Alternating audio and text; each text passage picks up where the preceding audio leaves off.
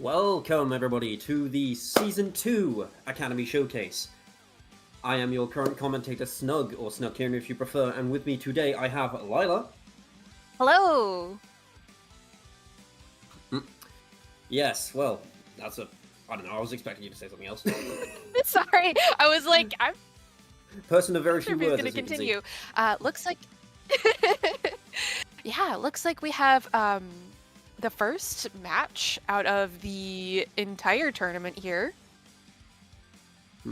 Yes, indeed, we do have, I do believe it is C Drive and the Cooler Zone up first. Yeah, absolutely.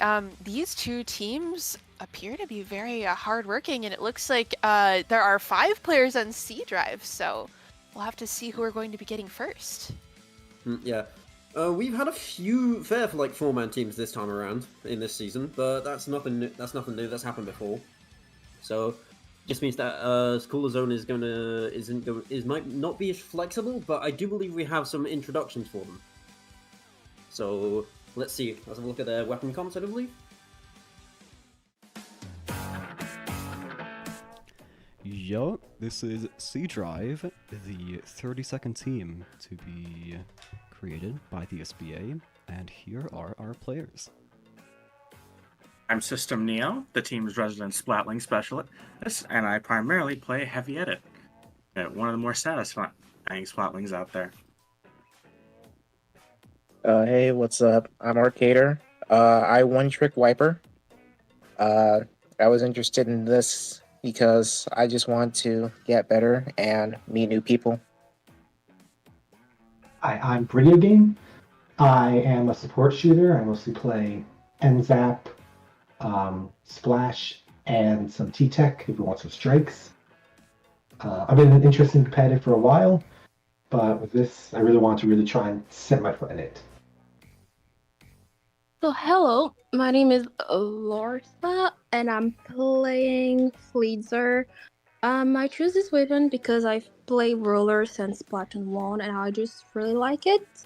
And also, I really love my team, and I always love competitive things, so that's why I joined. Hello, I am your boy Zap. I am currently the team's decav player, and I occasionally flex to S-Blast for when we run into any sort of AoE comp that might require it.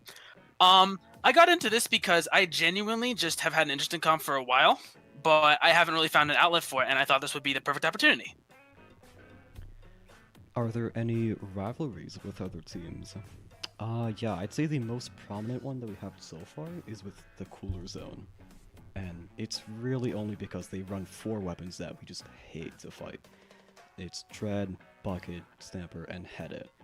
Like, a bunch of AoE thrown at you, a bunch of chip damage, like, you can die so easily to that comp. It's awful to fight. Is there anything specific we should watch out for? Any player, any team comp, any strategy that your team uses? So I often run double sword, which allows them to play pretty quickly, being able to take space and rush down teams fairly quickly. And I've also found that they're good at actually holding that space that they take. So once you give up space, it might take a while to actually get it back. How well do you think your team will do in a tournament? Well, C-Drive has been performing very well in their scrims over the past few weeks, and their improvement has been truly monumental. So I think they really do have a good shot at taking home the gold medal today. So yeah, that was C-Drive. Make sure you watch out for us during the tournament. It's going to be interesting. Difficult games, we just Windows.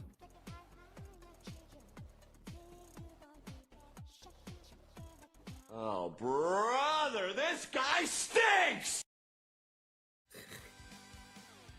Well, hello once again. We're back.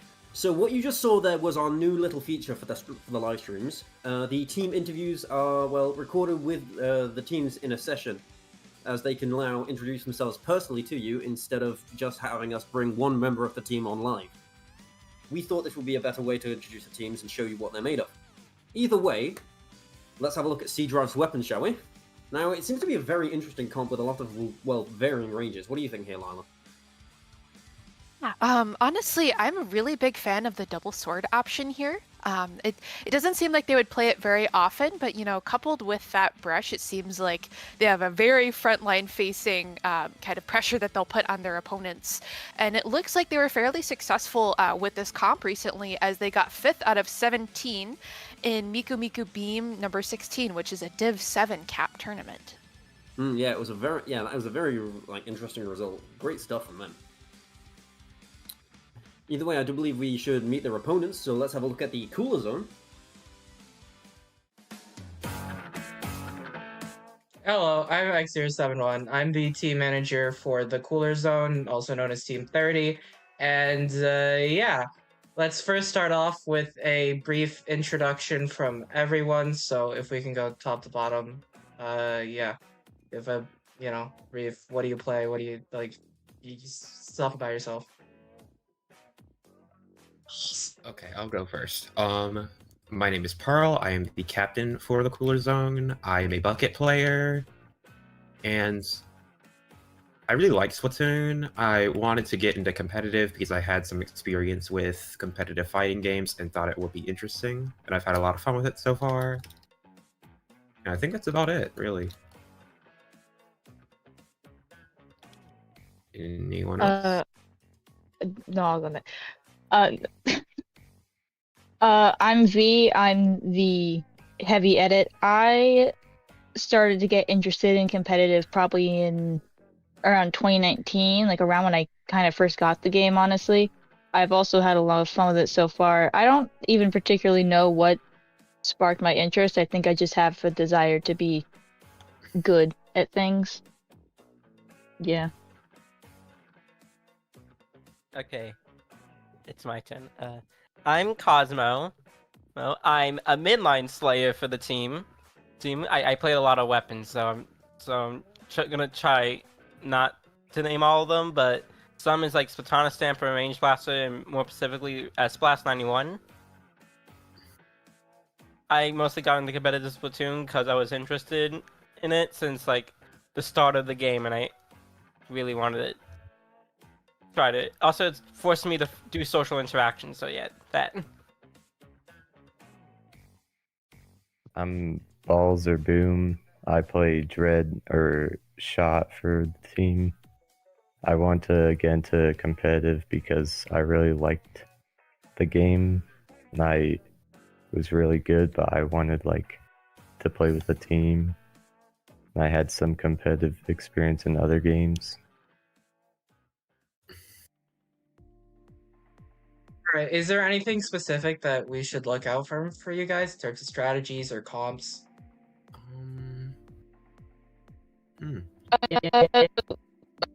I think generally we usually end up doing the quad bin line look we were talking about earlier. I mean, Pearl and I we never switch weapons ever. Yeah. So pretty little variation, quite frankly. I entirely play bucket while we do switch support weapons, and Cosmo switches between Slayer weapons a lot.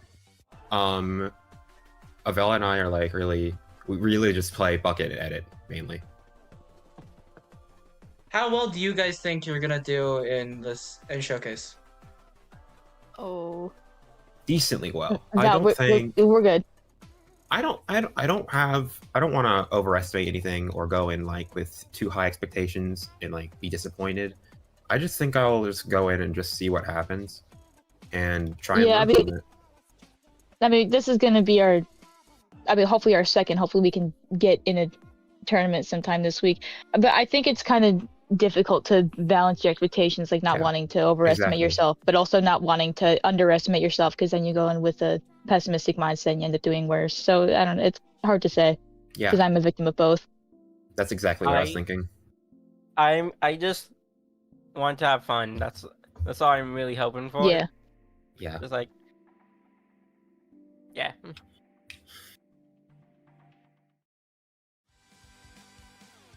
Hello again.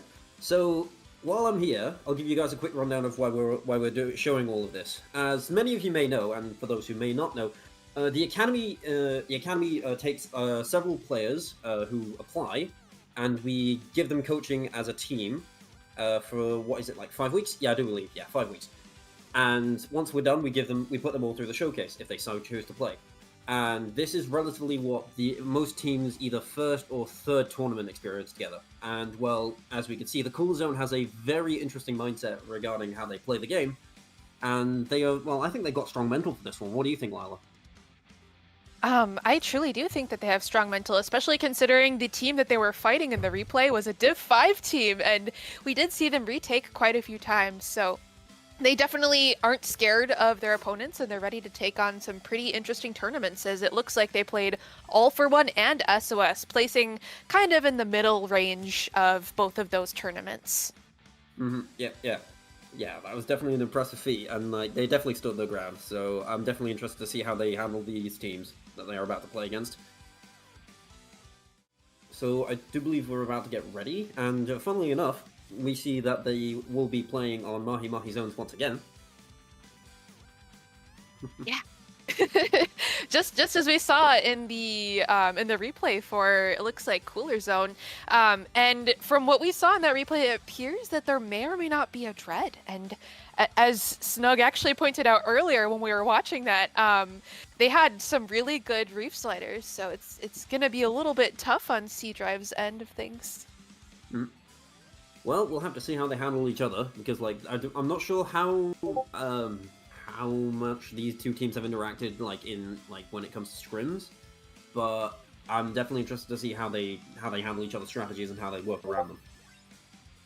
Yeah, outside of the slider, I will say that they do appear to be fairly evenly matched, as it appears both of their backliners do run Headit or some form of Splatling. And looking at C Drive, they have a decav, they have Flingza, so they'll have quite a bit of paint here. Meanwhile, the Cooler Zone also appears to have a decav and also a stamper, so I think that there's going to be some very interesting matchups. We might see some really cool 1v1s or 2v2s happening mid-match. I do concur with that, but at the same time, we've also got two maps coming up, because this is right now the format for round one will be play all three, and then we'll be getting into the second bracket. But for the moment, we've got Mahi Zones, which is one of those maps which we all know can either snowball or end up in an absolute slug out in the middle of the map. And then we've got Clam Scorch, and after that Rainmaker Museum, which both maps can end up in heavy stalemates if neither team is able to get a solid pick or two. So we're gonna have to see how those teams fare, especially with both teams having a strong backline Splatling in their pockets.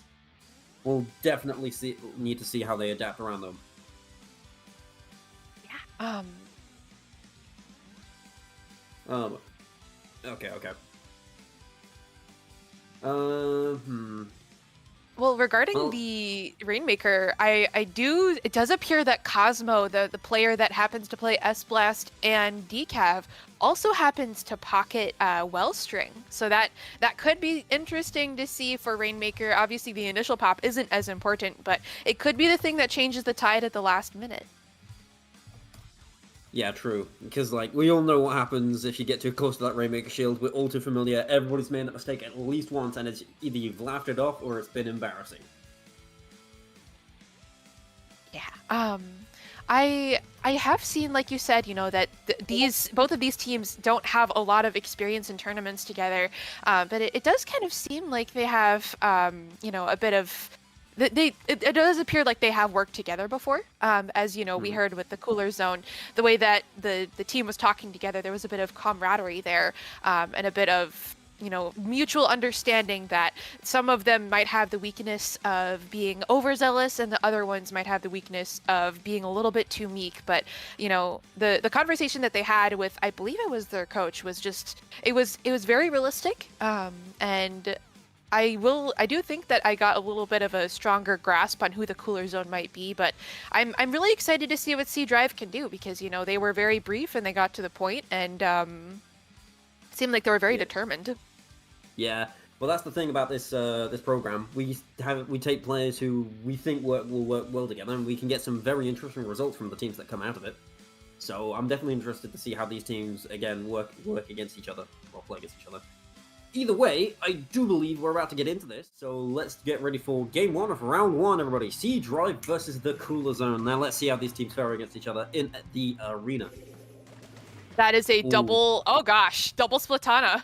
That's fun. Double Splatana, we have 2 coolers on the field. Oh my goodness, this is going to be a brawl. Double slosher as well, and you know, we did mention that Dread earlier, and you know, we saw how good they are, and they've got an early setup here blood. on that top snipe. Yeah, we do our first blood there. Decaf goes down on the side of Cooler Zone. And looks like, yep, C-Drive will take the zone very quickly. Some very preemptive strikes, but looking to create space. Their bucket goes down, their Dread goes down, and their Decaf is dead again. Oh my goodness. Cool. C-Drive going for a very aggressive, and I mean incredibly aggressive hold. They're holding that flat now. Oh, Cooler Zone are already on the back foot, and it's barely been 30 seconds. Yeah, when you say that is definitely not an understatement. As we say that, you know, we're watching as the Cooler Zone comes back in, that Reef Slider comes out, and it's kind of the pretty much the exact opposite. C-Drive may or may not have gotten a little bit overzealous there. You know, all 4 players up on that plat was a very interesting thing to see. Timer is going down with 75 points left for the Cooler Zone, but C-Drive comes out with the hammer and the triple ink strikes, managing to get a trade there with that hammer. Looks like 1 are down on both sides of the teams. We're watching as Sis Neo here, you know, is just trying to get in, trying to paint, trying to stop that bleeding. The decav in the side of Cooler Zone is down, which is just, you know, another player that won't be able to stop C-Drive from retaking here. Yeah, indeed. Both, like I said, I didn't lie when I said this match was going to be an absolute brawl. The lead is 1 point away for Cooler Zone, but C-Drive is not going to let it happen easily. These players are making, well, equal strength plays, and they're doing a good job of trying to stay alive and charge special to get back in, but yeah, no, looks like C-Drive has already learned from the mistake and is now adapting to staying away from these ledges and trying to avoid all of this AoE spam from both buckets. But we have Tri-Strikes and Reef on the line. Yeah, no, that is going to be a zone flip. Oh, never mind! They actually managed to hold a fair distance. Hammer comes out, kills the decap in his own bubble, but then again, that's unfortunate.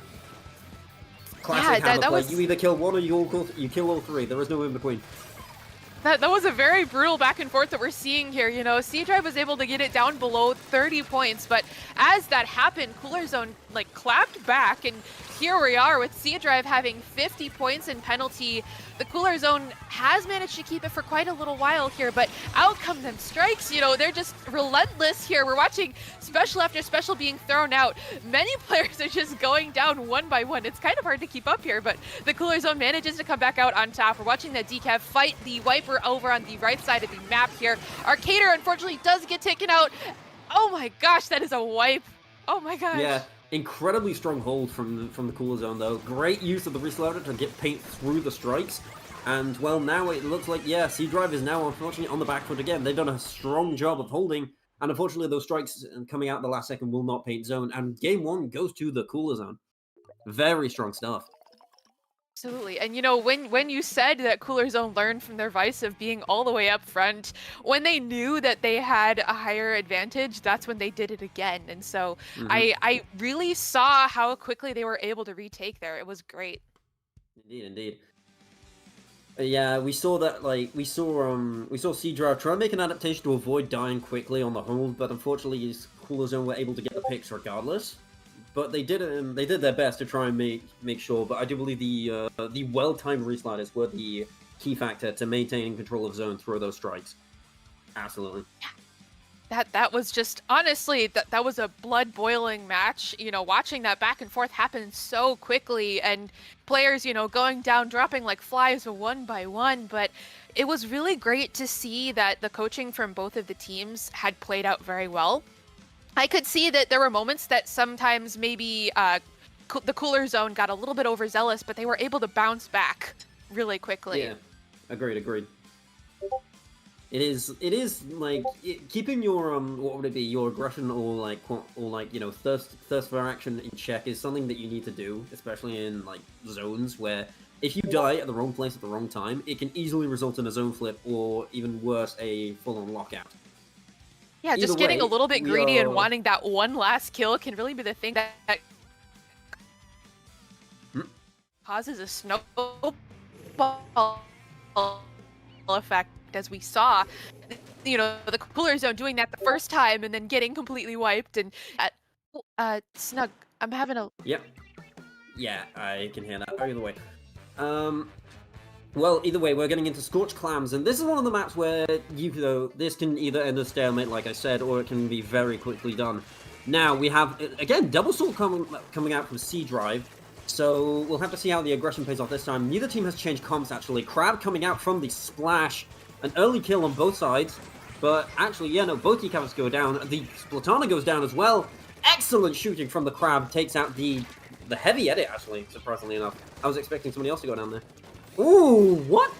Was wow. Yeah. Yeah, I don't know. That seemed like a pretty long-range fall-off for me. Must have been on like 99 health, 99 damage. Yeah, Burdito is just, just keeping that left elbow completely clear of any of their opponents. And we're watching as Arcader here, is trying to go in, trying to, gain some space. Unfortunately, is not able to, but they are able to charge their hammer. They are...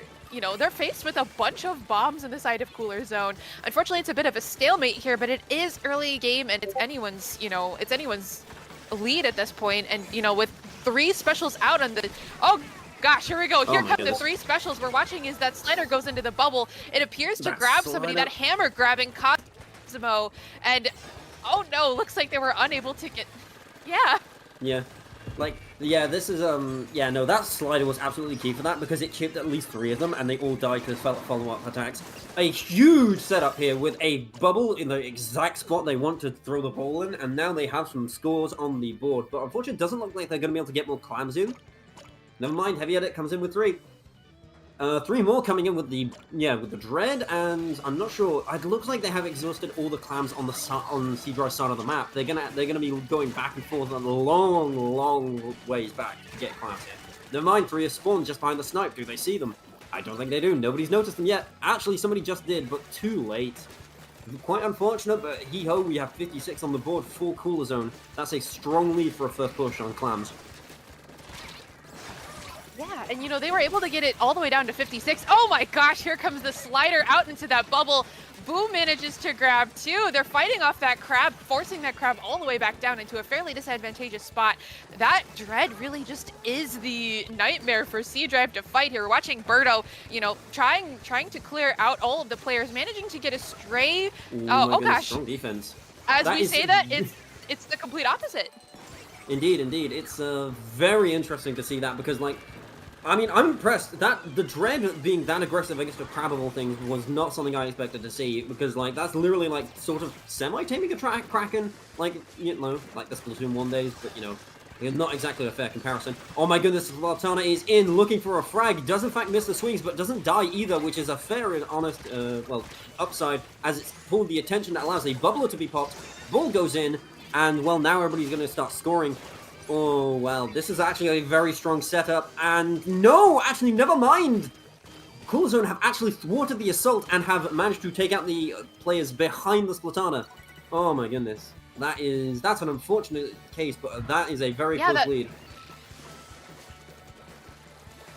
Yeah, that was an insane flip that we saw there. The players of C Drive, managing to make it all the way up there, but Cooler Zone, denied that, taking out 3 players at once. Indeed. Again, I mean, there's not much to say. It was just a classical, strong defense of the basket. A crab comes out, kills 2 with an explosion combo with a decap hit. Very strong. But unfortunately, the other players they were cooler. Yeah, no, Cooler Zone had cool there, well, in namesake. And a very clean dunk with a ball, extending their lead, making it even more difficult for a comeback here for C Drive. Oh my goodness, Heavy Edit standing their ground, does get a frag. Unfortunately, loses their cooler to a pick. Oh my goodness. The assault does not stop. Cooler Zone, again, making great use of their namesake to stay in the fight. But C Drive actually managing to thwart the attempt on the second try here. Yeah, I'm just kind of shocked that Cooler Zone has managed to get in as many times as they have. We watched as C Drive had some very good defense there, but, as they got up there, it was just an unfortunate triple that happened. And we're watching as your boy Zap has just been kind of, going in and making some very interesting flanks here. As I say that, oh my gosh, Arcader and your boy Zap are working together, trying to clear out that basket. There's only 1 player left, and they managed to get their power clam in. They're going down to 58, 46, all the way down to 40 so far. Does anyone have any more clams that they can throw in? I mean, yeah, it looks like they do, but unfortunately it looks like they've mismanaged their stalling, and, well, unfortunately, Coolerzone has slowly crept back into their basket region and has cleared them out before they can actually get the score. Very unfortunate situation, very close game. But yeah, I do believe that was a great showing of how you can use your cooler to just completely make an assault just last so long. It's, well, it's rather unfortunate that it happens there, but C Drive unfortunately didn't build a strong clam economy in the last second. I do believe just may have just wanted to rush in and get as much in as they could right then and there. But it's hard to tell what's going on without being in the BC at times. So I can only guess it was just a bit of a miscommunication.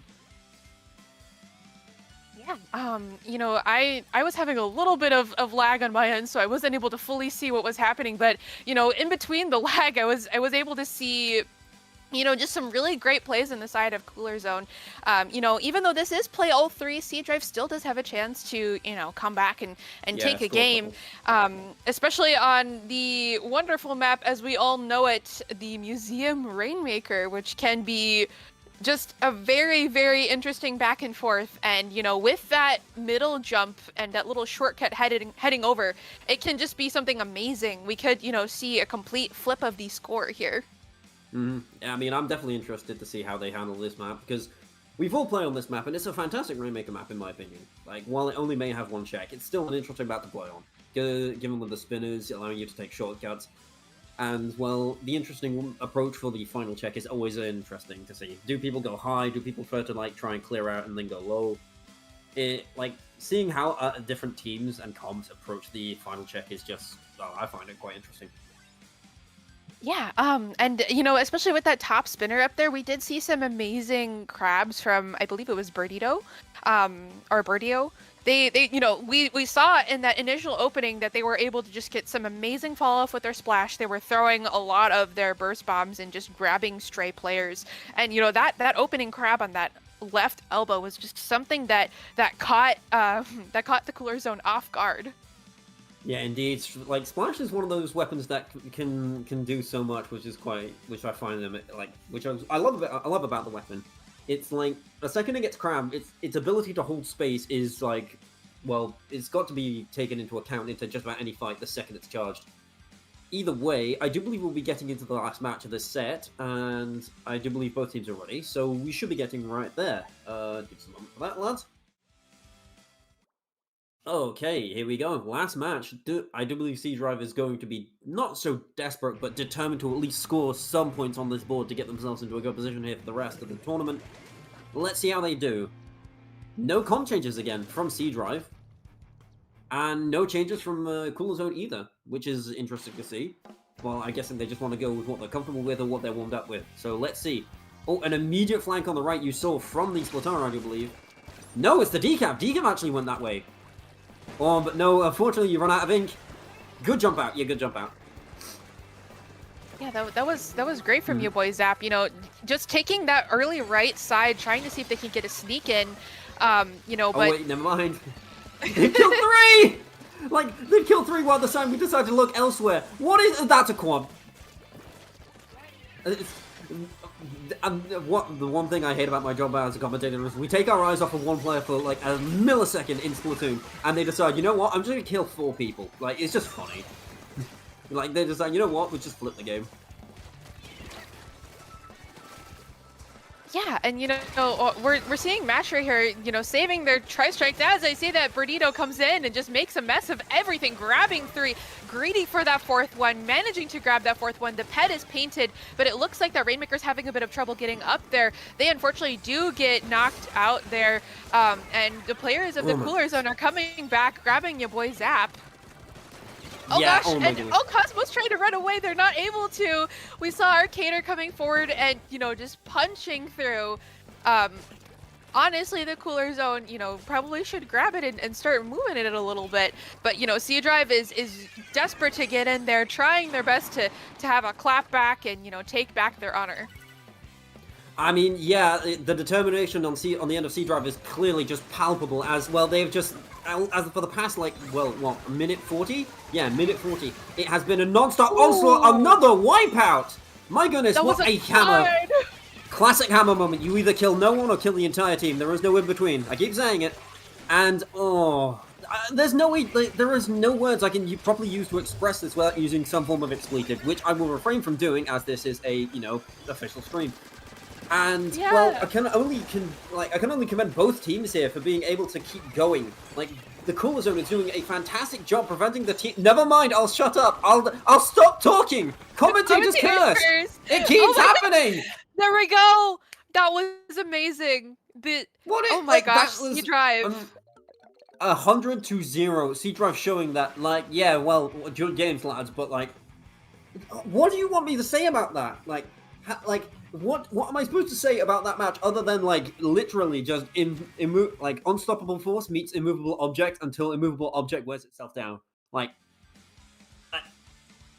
I've got no words. Like phenomenal levels of aggression from C Drive. Like, I think we can both concur on that, and a valiant attempt at defense from the Cool Zone. While they may come out on top, C Drive has definitely demonstrated that they are just as strong of a team in this instance. Absolutely.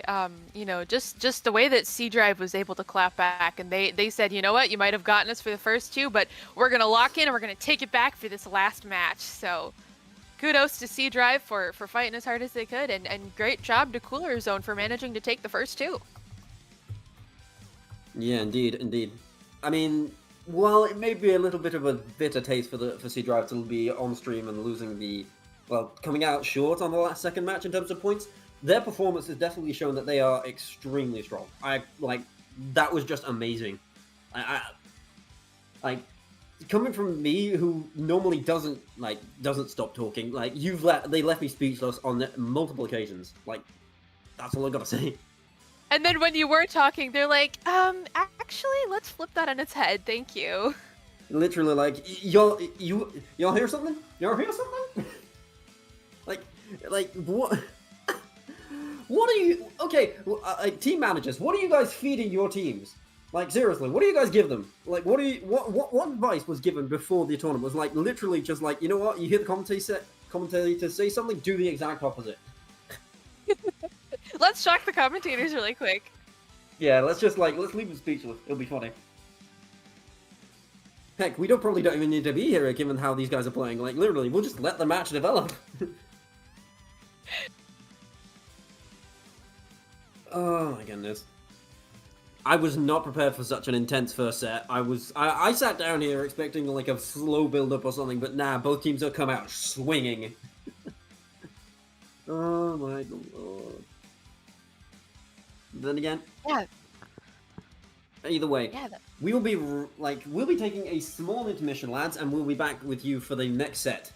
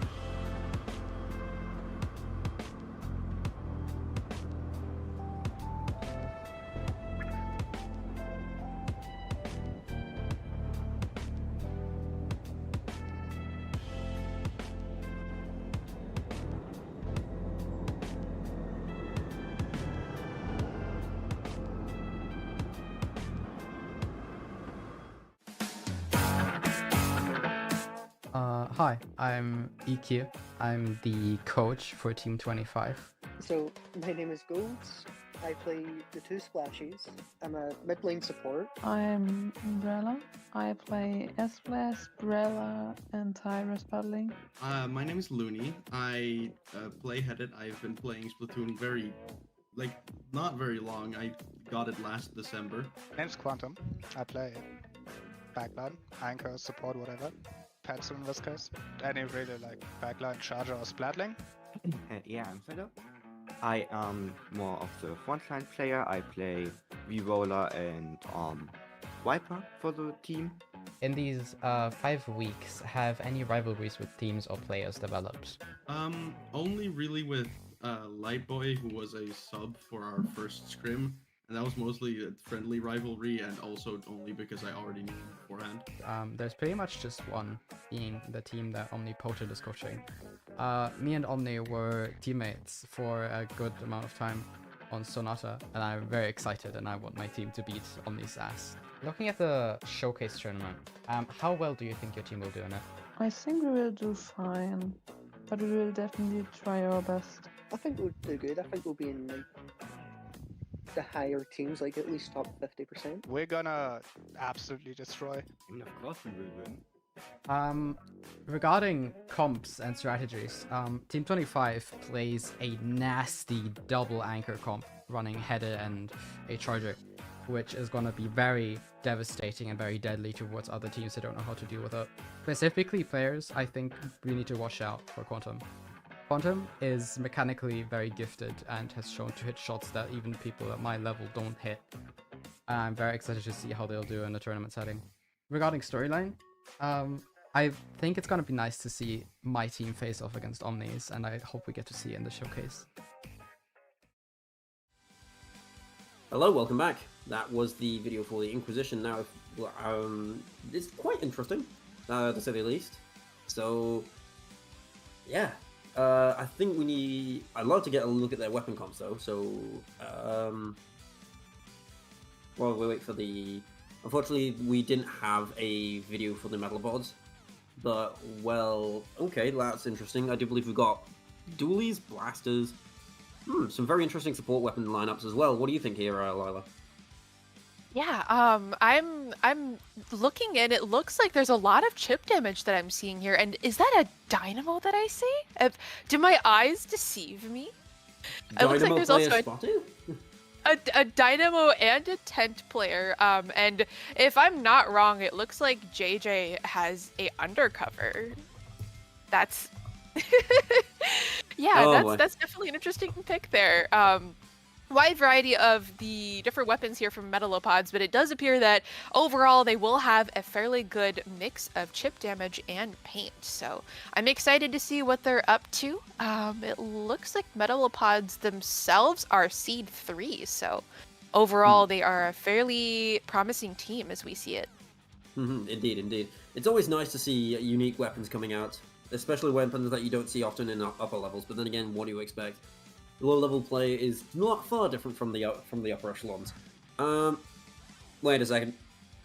Oh, okay, yeah, no, it seems that one of the players in the Inquisition has started to avoid weapon pool that it couldn't even be displayed. Quite interesting. Yeah, funny thing is though, I'm not sure. They might be Umbrella player, you know, it could be their entire personality. We'll just have to see what they're up to with that. I'm gonna hope for a Sorella Umbrella just because I'm a huge fan of it. But you know, overall, just looking over, it's a fairly expected comp here. The only thing that would be interesting to me is the fact that we have 2 backliners between Looney and Quantum. Yeah, that is quite an interesting one, as yeah, well, 2 backliners is a little more difficult to approach at times. Yeah, okay. Well, either way, I still can't get over the no weapon pool, because I just imagine the idea of a cephalopod being like, okay, ditch the weapon, come here, I'm throwing hands.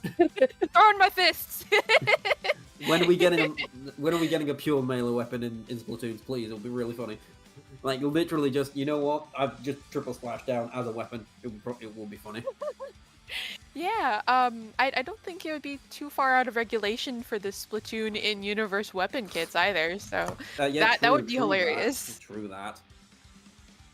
Either way, Yeah, our first map will be on Umami Ruins, a split zone map. And considering double backline, that actually might be a bit of a difficulty for their opponents. As, Yeah, well, I mean- you're going to... Sorry, I cut you off. No, that's fine. I was going to say, as you said that, it could also be a bit of a difficulty for, the team itself as Inquisition. If they do manage to run Looney and Quantum together, that would be likely a Pencil or an E-Leader or maybe even a Charger with that Hedit. So that Hedit might have to take that midline aggression, to cover for the lack of movement between the two players themselves. True. Although we could just see a complete wildcard and see them go, like, double cooler. But then again... I mean, to be fair, double cooler would be pretty funny. But... It'd be very funny. Yeah, but we'll have to see ourselves, because as we speak, the match is about to be played, so let's get in there, shall we? I'm definitely interested to see these weapon comps, considering their weapon pools. So... I don't know, I'm trying, I'm still... We love NSO! Yay! We love NSO! Yeah, yippee! Alright. 20 quid a month. Alright, 3 of them don't want to come out of their... They're feeling a little shy. Oh, well, actually, no, they don't run double cooler, but... Oh my goodness, that is a lot of AoE. Yeah, they were a little bit shy there. I was like, Yeah, I a little see bit one, shy. and that's it. Alright, let's That's get be into the it. funniest. Both teams looking to take a long-range approach to the fight. Never mind, looks like the duelist goes down in an attempt to push. Decav also goes down. Blaster taking a front position here, trips the heavy edit. Yep, heavy edit. They also have a ZF. Oh my goodness, what a shot from the ZF. Wait, no, that wasn't the ZF. Pardon me, pardon my mistake. Oh, S-Blast, yeah. Yeah, pardon me, that shot happened way too fast for my eyes. A Booyah and Strikes coming out with that is a very, very grandiose approach to taking the zone, and it wipes 3 players off the map for Metalopods. They are going to be sent packing. A duelist goes down. Oh my goodness, I was about to pop off as I saw that throw land a kill. Cooler is here, everybody back up, take your soda, get your caffeine addiction, let's keep going. I find it hilarious that Brella named themselves Brella, saying, I love Brella, and then they show up with an S-Blast. Like, that's the most jarring thing I could ever see in a match. We're watching as Brella, with their very successful as I said that, they go down as a trade, but their Booyah Bomb was very successful here. Watching the ZF Charger here, managing to grab one, having all the jumps heading towards them, throwing out those strikes, keeping that push going forward. 28 seconds left on the clock. If Metalopods wants to get in, now is the time. As I say that 2 are down on the side of Inquisition. 16 points left on the side of Inquisition, but Metalopods are not giving up. They managed to take zone, grabbing this early jump here, but oh no, they aren't able... Oh, as I said that, they managed to grab 2. The Dualies player is very talented here. We see they have a crab at the ready. ZF Charger managing to grab another one, and it looks like they are bravely backing up, not wanting to deal with that range blaster in their face. Another member of Metalopods is jumping out here. Strikes come out. Are they able to capitalize off of it? The Booyah Bomb also helped catch that left zone. Right zone, pardon me, and oh my gosh, that ZNF Charger is just amazing. We're watching here as... Yeah, Metalopods is just trying their best to escape here as 2 are down. Yeah, indeed. The hammer comes out. I think they got a hammer swing? I'm not sure. As for Metalopods, they are left, again, on the back foot here, trying to stay alive and get the zoom back in their favor. As Inquisition currently, well, obviously has the lead and isn't looking to let go of it easily. The shot rings out again from the ZF Charger and another player goes down. So far, they have had a very strong amount of accuracy on their side. Coolest ready. Here we go again. Oh, that's unfortunate.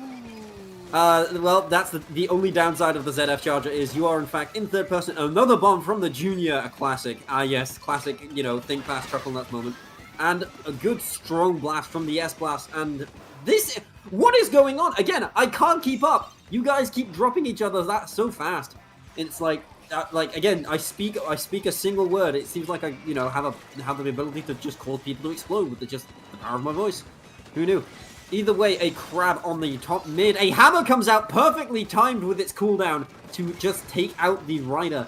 And now, again, Inquisition is going to try and push back in slowly to retake the zone. They do, preventing Metalopods from getting any foothold here. ZF Charger with a fantastic take of mid. Yeah, it's very unfortunate that Metalopods weren't able to, really break too far past their, through their checkpoint there.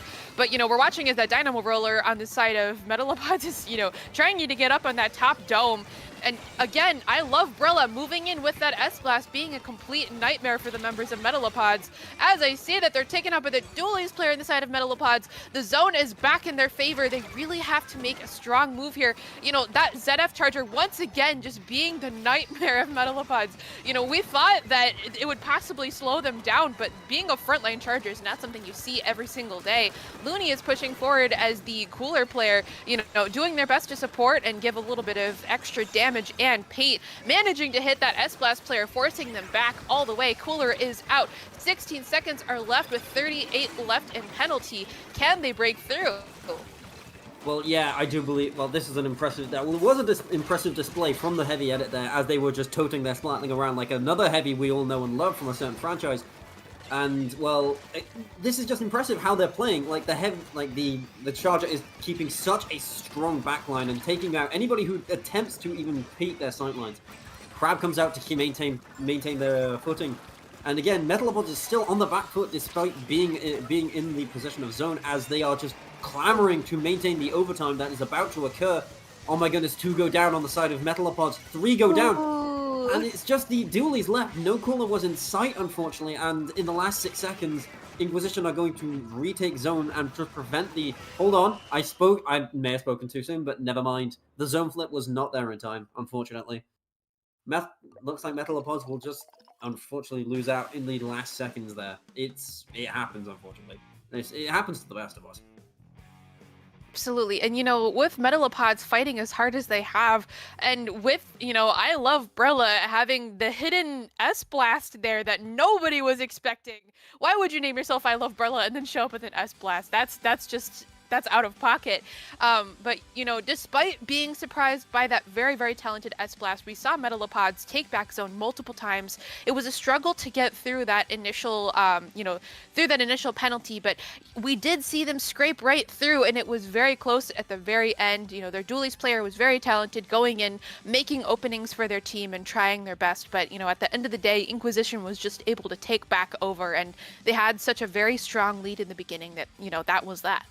Yeah, they bounced back a lot, and like despite going down multiple times during an assault, I do believe that their cooler was a key piece there to keeping them in. And the charger as well. Don't get me started on the charger as well. It was a strong display of how to use ZF in a very strong way without, how to say, hanging back too much. Yeah. And of course, they're the junior as well, with great bomb accuracy, taking out a lot of people with just a couple chucks. Yeah, it's definitely a think fast kind of comp there, because if you aren't taken out by the bomb, you're going to get taken out by the ZF charger. Yeah, indeed. Either way, we it's Clams on Inkblot, and Clams on Inkblot is one of those ones, again, it's Clams, but Inkblot is one of the maps where it can easily just flip back and forth, given how close the Clams are to the mid and how quickly and easily accessible the basket is for both teams. So it's definitely going to be interesting to see, will both of these teams pick a faster comp, or are they going to just stick with the weapons they've picked for the last round? I'm definitely interested to see, because if they stick with their current comps, they're going to be definitely moving in a lot slower than they would prefer, than most would prefer to do so in Clans, at least. Yeah, you know, thinking about it, I'm not too sure if they would keep Dynamo on this map. Of course, you know, they might just, you know, say, screw it, we ball, like let's just move forward with that Dynamo. But I think switching over to that Stamper would be a very good option here. You know, having that Stamper would help a little bit more with that junior, zoning them out, keeping them from getting too close and spamming their bombs. It'd be a great thing to take over, you know, the bats on your opponent's side, having that Stamper with that mobility, but also, you know, possibly having that, you know, the Zipcaster or even a Crab. So I hope to see a bit of a mix-up on the side of Metalopods. It might be the thing that really helps them push forward and do as well as they'd hoped to. Yeah, agreed. And we just might be getting into it in just a moment. Let's get this live for you. There we go. Here we are, Clan Blitz on Inkblot, game 2 of round 2. Okay, that is a backless on the side of Metalopods. That's fun. You know, it looks like it's not too much change on the side of Inquisition, although, remaining with the pseudo backliner and the backliner, as well as the S-Blast and the Wiper. I Love Brilla happens Strong to love start. S-Blast. As I say that, there's 2 down. That was a very great move there from the junior player on the side of Metalopods. They have that bubble ready. Unfortunately, it looks like they're not, able to move up as they don't have a backliner in this comp, so they have to be a little bit more careful when facing that headed on the right side there. It's kind of a mix back and forth between the teams. One are down on each side. Unfortunately, it looks like the Range Buster also happens to go down to the side of Metalopods. We're watching here as I Love Brella manages to get taken out by that Dynamo. I was wrong. Dynamo might have been the play here. Jump in on the side of Metalopods. It's kind of just a bit of a stalemate right here for now. I mean, yeah, this is classic Ink Block clams. You either get a strong opening and get the basket open, or you're just sat in mid waiting to try and... Well, what am I saying? Of course, it's Ink Block. You either get a brawler or a knockout immediately in the first minute, and it doesn't look like either team is willing to have the latter option be the case. So it looks like they're just going to be... We're going to be... Oh, never mind. I say that, but again, the game state just switches to we have Metalopods pushing in with a strong hold setup, but they have no ball. Where's their ball? Guys. Unfortunately, they took a little too long there for most people's taste, and they fall apart like that.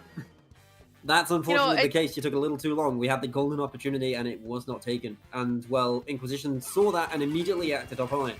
They just waited out the defensive specials and just pushed in. And it seems like they are going to immediately push back into the side form, well, into Metalopods plat to get something going themselves, and they already have a pick. Oh, and just watching Shadow in the previous matches, it looks like they were a little bit more, they were a little bit more confident in their hammers, but I'm just going to assume that it's Inkblot itself that makes them a little bit nervous because they've only been throwing their hammers, which is kind of surprising. I've appreciated the fact that they aren't diving down into mid, but again, I'd love to see that same aggression that we saw in the first match here. As I say that 2 are down on the side of Metalopods, Inquisition is looking to have a clapback, but both teams aren't the best with their clam economy at this point.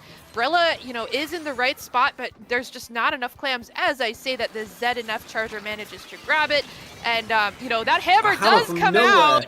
There we go. From nowhere there. Unfortunately, again, it's like, the attempt is immediately thwarted once again. The ball is going to actually fade if they're not careful. Inquisition, Metalopods here making a grand defense here, doing a great job of preventing a counter push, and they've just thwarted them from mid as well. Now, again, we're going to have see how the Inquisition handles their assaults. We're not sure. I can't see anyone. There we go. Yeah, it's like you said earlier, it is going to be kind of a bit of a stalemate. Either you're going to get in there very, very fast and make a mess of things, kind of like how Metalopods did despite not having that many clams, or it's just going to be a back and forth stalemate, as we saw with the Inquisition trying to push forward and trying to throw in their clam, because, they did have a bit better clam economy because they do have 2 backliners that are able to go around and gather clams as they go and even hold the clam, so that way there's a bit more protection. But, as I said, that it's only the 2 backliners here and the ZNF chargers getting taken out. That Headed is by themselves, and that is an around the corner assault from the, that was the Splat Dualies. Brella manages to grab the Powerball, but they do have to abandon it at fear of their own life. The ZNF charger manages to grab it, saving it from being destroyed, but, this is exactly what the players should have been doing in the first place, getting those power clams, trying to charge up as many specials as they could so they could actually make a bigger difference in their pushes. Yeah, indeed. Again, Inquisition mounting a strong defense here, but they need to manage an actual push out of here, otherwise they are going to remain at 100 points. And, well, that's exactly what Metalopods want. A strong defensive tri-strike trying to get themselves some space. It does actually work, does get them a pick, and they get rid of most of Metalopods. And, oh nice my goodness, moves from Brella coming in, making a strong push, trying to get their team into a position to score. Gets the Booyah Bomb to get themselves some good space. Are they going to get a score? Yes, they start. They open the basket. Another ball goes in, and we might just see a strong lead take. Yes, they do. That's how it's done. 23 Finally. seconds left on the clock. Metalopods is now on the back foot, even though they had that very early opening set. I feel like this is just the story of Inkblot Clams. You see someone push forward and have lead for so long, they get comfortable, and then, you know, their opponents come in with 2 power clams, and it might be game if they don't move forward. And as I say that, it looks like that likely is going to be game because 2 go down on the side of the Metalopods. That crab is trying to rescue that ball, but, you know, overtime is peering down here. Ooh. Yeah, indeed. Like, Metalopods have been put in a very, very difficult situation there. They have no time on the clock to get the ball in, but it looks like the Dualies is going to try and get themselves some space. Unfortunately, will not be able to grab it. Well, that's, I mean, like you say, classic Inkblot Clams. Getting a push going is difficult, but the second you get it... Hi. Whoops. Yeah, and you know... Sorry. Alright, no worries. I was going to say the Inquisition, you know, the way that they managed to hold things down at the very end, they didn't panic. They held their ground and they waited until they had the right amount of clams, and you know, that seemed to be the right play at the very end of the day. But Metalopods just had some very, very good, you know, forward aggression, and watching is that Splat Dualies player just kept going in and getting flanks. It's like, obviously that's the job of a Splat Dualies player, but, you know, it kind of felt like Metalopods was, you know, relying solely on them to get that opening, especially with the 2 slower weapons, such as the Range Blaster and the Dynamo there. But, you know, kudos to Metalopods for managing to get that early lead and managing to keep it for most of the game, too, although, you know, that did end up being their folly in the end, of course. I mean, you can't exactly blame them. Like, Inquisition had an extremely strong defense and made some phenomenal calls to avoid them getting pushed back into their plat. Like, the case in point, the defensive tri-strike, which most would seem to be like, that's a bit questionable. But in the moment, you want to keep people from getting a strong push. As you saw, they had already put down a wave break on the ramp there. And it was a strong move to get rid of both the wave breaker and create space at the same time without, you know, putting your teammates at risk. Now that you said that, I just realized that we were watching a VRB, and I'm kind of shocked that VRB was chosen there because, you know, with clams being you know, sometimes it takes a little bit to get in there. There's a bit of a scuffle at basket. I would think that they would opt for custom Range Blaster as a blaster player because, you know, in that case I would see, hey, I'm going to have a Splat Bomb, which is a very versatile sub-weapon, as well as, you know, having that Kraken going in, you know, being able to provide a jump wherever it might be popped, and then being a big enough distraction, offering a little bit of paint and possibly some bit of defense on the way in. I was kind of shocked that they opted for custom vanilla Range Blaster there, as I personally would have chosen custom. I mean, I think that's down to the team comp as well. I think they wanted something to take space, but I think that was their best option at the moment in terms of team comps.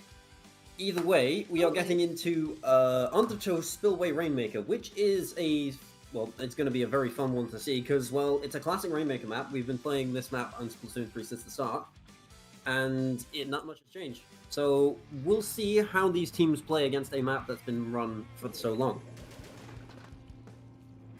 Again, no team comp change on the side of Metalopods, but we do see a Splatana and a regular Charger come out on the side of Inquisition. I think I think you see what plays are going to be happening with that vanilla Charger scope. I think we all know. Oh gosh, it's going to be the classic back to beginning of Splatoon 3 with that Vac Cheese move. Rella getting an early double. Straight. Oh my gosh. Yeah, getting taken out by that Dynamo, although. Indeed. Very strong start from Inquisition, and wow, okay, the Rainmaker is just moving up uncontested because of that. Both teams are, well, now going to reset into neutral. Oh my goodness, okay, it's just not going to stop. Okay, like, we're just, foot on the gas and take your foot off the brake, lads. This is a good Rainmaker match, and I can already smell it.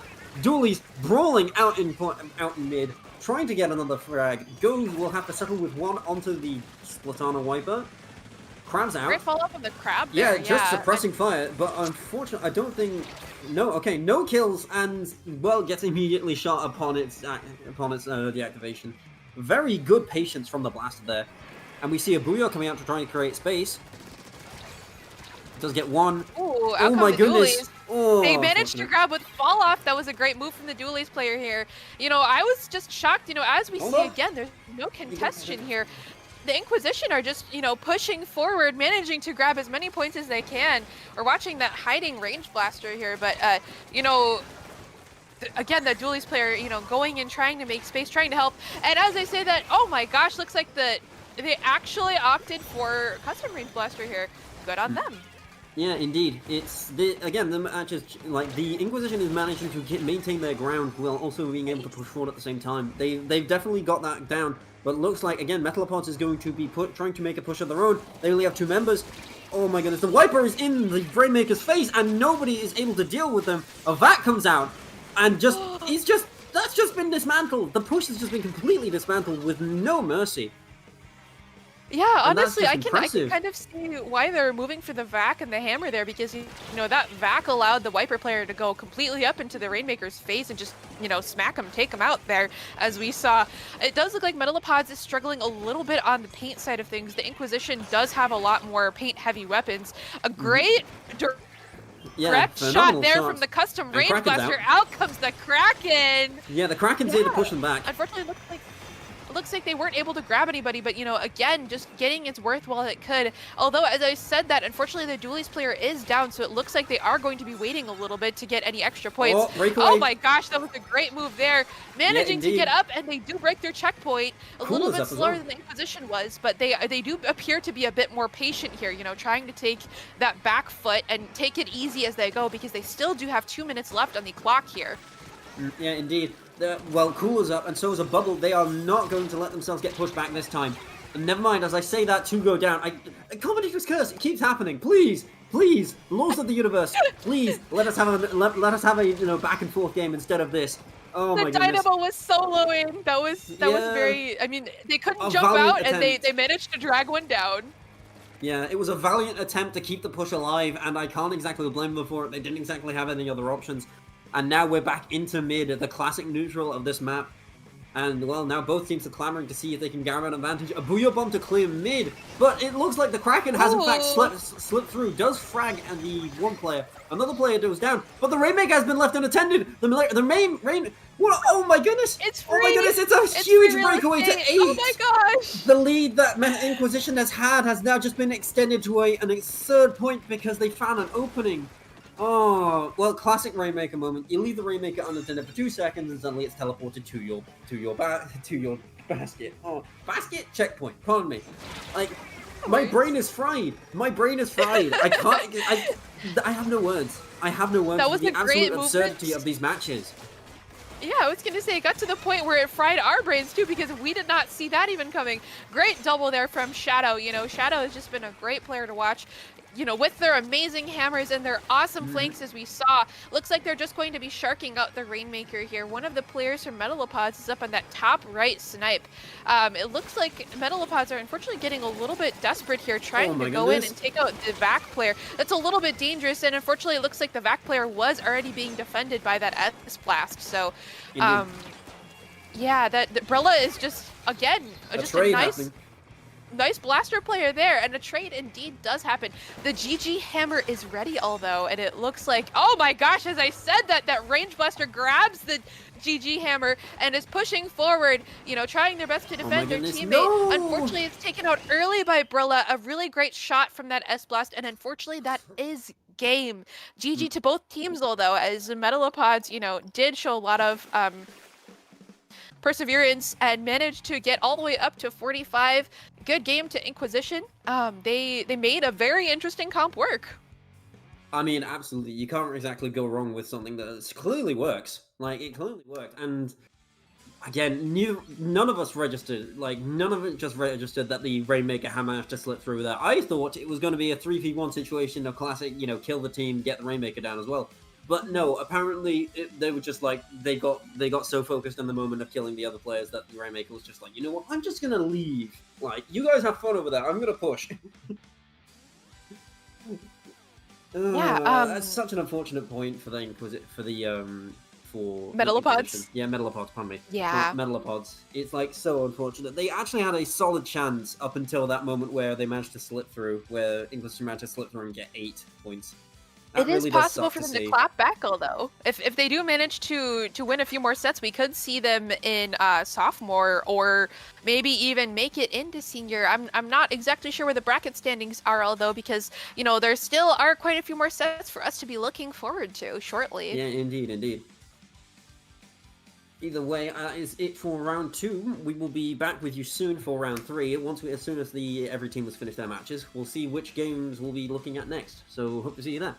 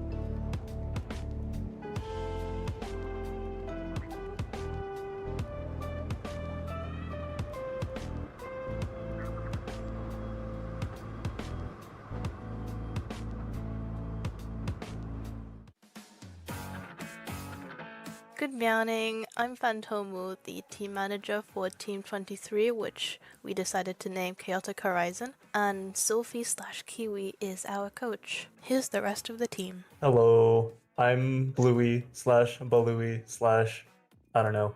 Figure out another name for me if you want, but Bluey I think is the easiest. I play Nautilus and Zap, and that's kind of it. Hi, my name is Crystal. Go and just refer to me as Crystal. I'm the one that came up with the team name Chaotic Horizon.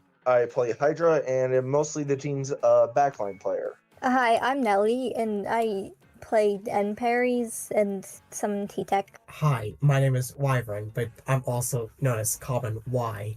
I play Dually Squatters, both vanilla and custom, but I'm also able to play regular Splat Dualies, and I play as the skirmisher of the team. Thank you, everyone. Do you think we have any rivalries with other teams? Not That one person who said double dualies is an issue. True. Yes. What team is that? What team was that again? It was Not even the team, just that person. Just Just that that person in particular. Freaking get them, dude. We're not doxing them. Let's not.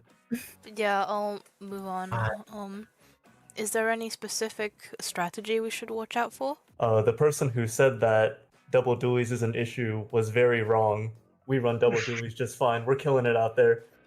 Double dually, double splatling. It's very fun. Mess with us, we will dually and splatling you. Pain, suffering, agony. Hell yeah. It's an odd comp, but they're never ready for it. They're never. Unless they are. Which, that's okay. I guess? Lastly, how well do you think your team will do in the tournament? To be quite honest, I don't think I have a super good gauge of like how the other teams play, but I think we've been making it work, most certainly. So I think we have a pretty solid foundation to work off of for that. We might have a shot at doing some performance. We might put a little bit of a surprise for the matches, maybe. I hope so. Hopefully. Please? We got this. Yeah, even if we don't do that well, we still learned a lot. It's true. They don't call this an academy for nothing. Yippee! Mm-hmm.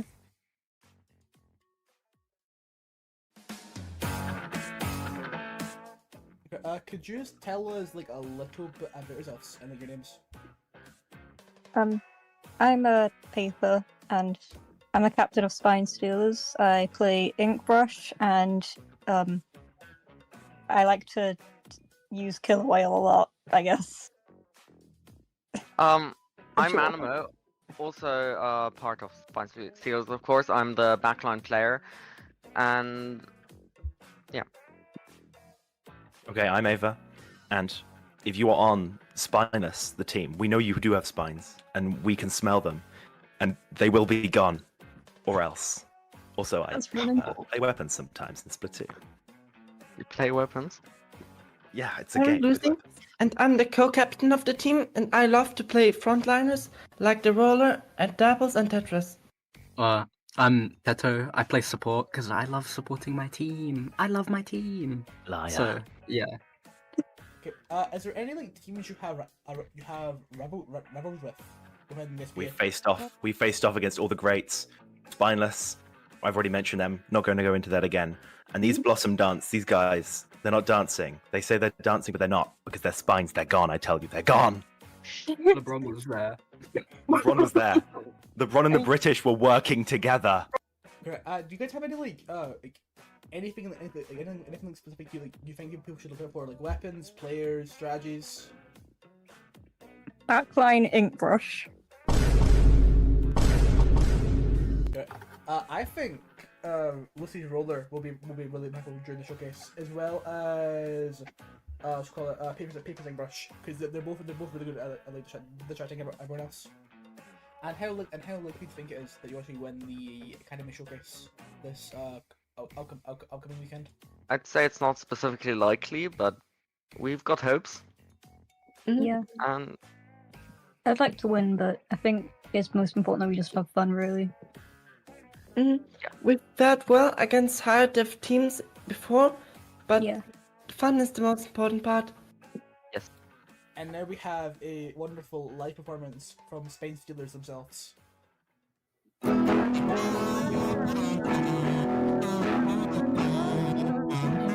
Watch your backs.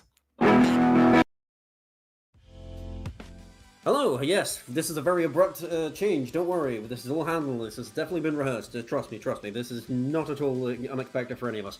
But yeah, we are going straight into the best of 3 screen, hello, we have round 3, and we have Chaotic Horizon versus Spine Stealers. First game will be Mako Mart Zones, have you tell I'm being rushed. Yeah.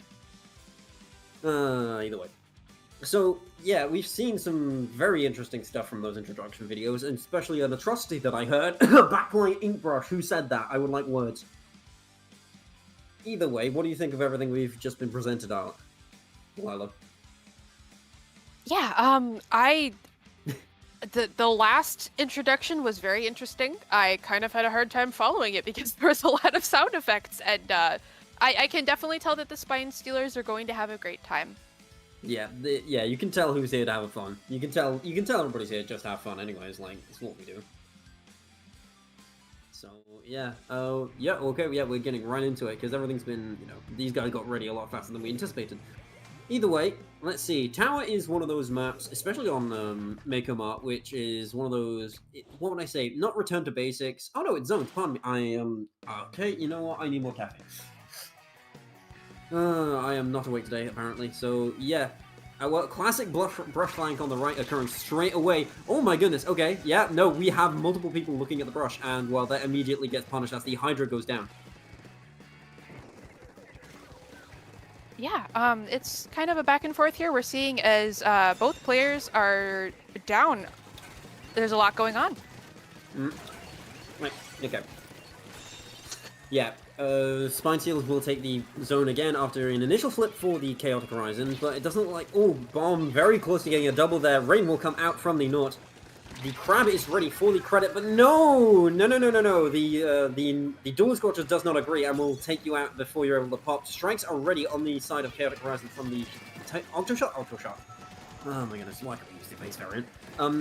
Either way, and yeah, no, Spine Stealers is just going to maintain hold of zone with a Booyah Bomb to stacks to push the brush into a very unfortunate end. And Strikes actually come out with a Crab as well to flip the zone into Chaotic Horizon's favor. Yeah, we're watching that backline brush go forward to try to help take out the Hydra. They managed to grab someone. Oh, I see what they mean by no, you know, never mind. Backline brush as in the like the brush is in their backline. Now I get the joke. All right, yeah, no, now it makes sense. There's literally just the I get it now meme. Oh my goodness, the brush is just in your face and does not want to leave and gets out of that situation. 3 people shoot now runs in the booyah. I've done that before. Don't trust me. I've done that before many times. And the Crab will come out from the credit to attempt to flip the zone again. But looks like Spine Stealers isn't going to let that happen with a just absurd amount of paint thrown towards the zone. Brush goes in, diving again. Well, and Strikes have also come out. So it looks like, yes, no, Chaotic Horizon is not looking to let this zone go easily. They will not be losing that quickly. Oh, Dual Scorchers get caught by the drop-off. Yeah, that brush really is making a mess of things, but they aren't able to do too much because their Octoshot companion is down at this point. I'm kind of shocked that Chaotic Horizon hasn't tried to cap zone as often, but as I say, that 2 go down. Unfortunately, Brush is trying to deal with a Nort, and as somebody who's played a lot of Brush, let me tell you that Nort is one of your worst enemies. A case in point, Nort is just able to just teleport frequently around this map, especially with the ability to charge hold. Now we have Dual Sculptures looking to get aggressive on the right side. Unfortunately, the Slosher will shut them down. Unfortunately, you can't dodge with AoEs all the time, bud. And Crab and Tri-Strike again coming out to flip zone. A strong combo takes out the Nort and will also take out... No, actually, never mind. The Dualies is going to get out alive. What a strong survival method there from the Berries. And then, again, another set of Tri-Strikes coming out from the bucket, and looks like, yeah, look, Chaotic Horizon is going to take the zone convincingly this time with a big Onslaughter special. But are they going to have the stamina to keep going after having taken? Or is Spine Stealers going to flip the zone again? We'll have to see. Yeah, it looks like Spine Stealers is struggling a little bit with that paint. You know, they do have the lead, but it's just been a little bit harder for them to cap zone back, which could be a Chaotic Horizon's... Okay, as I say that Slosher really is just making a mess over on left side here. Indeed. Looks like Chaotic Horizons have changed the pace and have changed their approach. Looks like they are looking to rush them down before they can even get it. Oh my god, the long ball of a Booyah Bomb. Like, I didn't even see that get thrown. And a strong double splashdown from the Emperor to convincingly take out their opponents and get the zone back. But now Chaotic Horizon need to be careful. There is somebody behind them. They do actually convincingly deal with it, and now they need to focus their attention on getting the zone back quickly, otherwise they will lose the lead they have worked so hard to get. Yeah, that Hydra really has been the kind of the catalyst for Spine Stealers to get in. Not too much movement on their part, but you know, keeping that Booyah Bomb has been the thing to, you know, get them all the way back up to the lead here. Members of Chaotic Horizon are going down to, I believe that's probably, I'm just gonna guess that that's a Dually Squelchers there. Unfortunately, the zone flip is not going to occur. These desperate strikes to get in. Unfortunately, Chaotic Horizon doesn't have the resources to take the zone, and it will stay in Spine Stealer's possession until the end of the game. So that's an unfortunate one for Chaotic Horizon. It pains me to see a Brush team lose, but unfortunately, I must remain unbiased. Oh, pardon. Looks like we had a little bit of... Yeah, never mind. Looks like we are back to normal, which Spine Stealers happen to be purple in that setup. Oh, okay. Oh, I was muddled up the entire time. Whoops, my beat. The classic, the dreaded Hagglefish Tower. Woohoo! What do you mean? Hagglefish Tower isn't that bad. What are you on about? Jenny, what? Am I the only one who likes Hagglefish Tower? What? As of late, it hasn't been as popular, and I personally am not, even as a blaster, I'm not the biggest fan of it, just because it's a little bit of an awkward map. But again, Hagglefish is a classic of Splatoon 3, so I'm assuming we can expect to see it still. Yeah, that's interesting. I mean, yeah, I think it might be just the fact that I'm a Brush player, which is why I like Hagglefish, because the actual, you know, what would I say? Not organic, like, you know, very easy left to side. use, yeah, I mean, no, right side. Actually, no, right side. Actually, it's the right side. Because like the ramps, because you know, I love ramps and not being forced to jump as a Brush. That'd be grand. I think I was thinking of Rainmaker. Yeah, that's fair. Yeah. Yeah, yeah. I mean, like, Nintendo, please make Rainmaker the standard map layout. Thanks. I'm definitely not trying to be subtle here. You know, I would agree with that, if it weren't for the concept of Piranha Pit returning. Piranha Pit Rainmaker was so weird. Well, wait, which one? Which one? Because, like, Splatoon 2, not that bad. Splatoon 1, yeah. Like, Splatoon 2... Well, just the differences between Splatoon 1 and Splatoon 2, it feels like Nintendo kind of struggles to get through with that, but we're a bit off topic here. Let's take a look back at the teams. Let's recenter it. It was an interesting, like I think it was, sorry, we got them, like, you know, we got the teams mixed up there a little bit. It happens, don't worry. Pardon the mistake. So it was Spine Stealers that ended up losing that, unfortunately, not Chaotic Horizon. And I'm gonna say it, like Spine Stealers did a great job there of actually managing to level the playing field to take the lead, as they switched their pace to, instead of just trying to wear them down, to rushing down their Splatlings, which is a great idea as well. The Hydra, especially the Hydra, does struggle to get away from when something gets close, and they did a fantastic job of coordinating and managing to, you know, prevent them from getting away, which I think was a great play on their part. Yeah, and you know, we still do have 2 matches left, so Spine Stealers do have an opportunity to come back and, you know, take a set or match possibly. Indeed. I'd love to see it, and I believe we're about to see the match up on the stream. So let's get that going, shall we? There we go. It's a very interesting loading icon. Don't worry, I'm kidding. Either way, wait a second. This is an Hagglefish. What? Uh-oh. Small problem. Right? I think maybe it was just 1 second. I'll take a look. 1 second. Hold up. Nope, that was on us. It does appear to be Clam Blitz on Museum. Sorry. All right. Well. Yeah. Pardon. A slight mistake on the map list. That's our bad. Either way, Clam Blitz on Museum. The Clam Blitz on Museum that's an interesting one actually. Especially with a Hydra on your team, this is definitely going to be an interesting one, as the Hydra is going to be forced to take some strong positions, like mainly the spinner and their own plat. Ooh, that's a lethal combination there. Unfortunately, the Ultra Brush, it's not Ultra Brush here. Wait, is that a Big Swing? Is that a Big Swing? It is a... No, that's a regular roller, pardon me. I thought it was a big swing for a second. I was like... I was a bit lost because I was like, I saw a bubble, question mark? Mm-hmm, yeah. Interesting. Yeah, early setup from Spine Spine Stealers is currently on the Stealers. back foot again, and Chaotic Horizon is going to be pushing them in as... Yeah, no, sorry, sorry. With all this trying to figure out everything, we're a bit lost. Do pardon us on this point. Chaotic Horizon is trying to push in and actually, no, they actually did score. So we're trying to, yeah, no. Oh, God. Okay, yeah, no.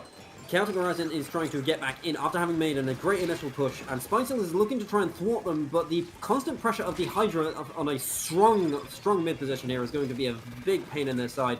The Naught goes down, and looks like the Octopus is looking for a flank, trying to get in, but unfortunately no, the Hydra has spotted them and is going to push them back out. You can't push that Hydra without a good plan, and looks like, again, the Hydra and the Naught are left alone to hold their plat. And push coming in. Zipcaster comes in, actually manages to properly perform the platform clip and gets 2. That's going to be a strong opening. Unfortunately, the other team members from Spine Stealers have been taken out in the back by the Naught.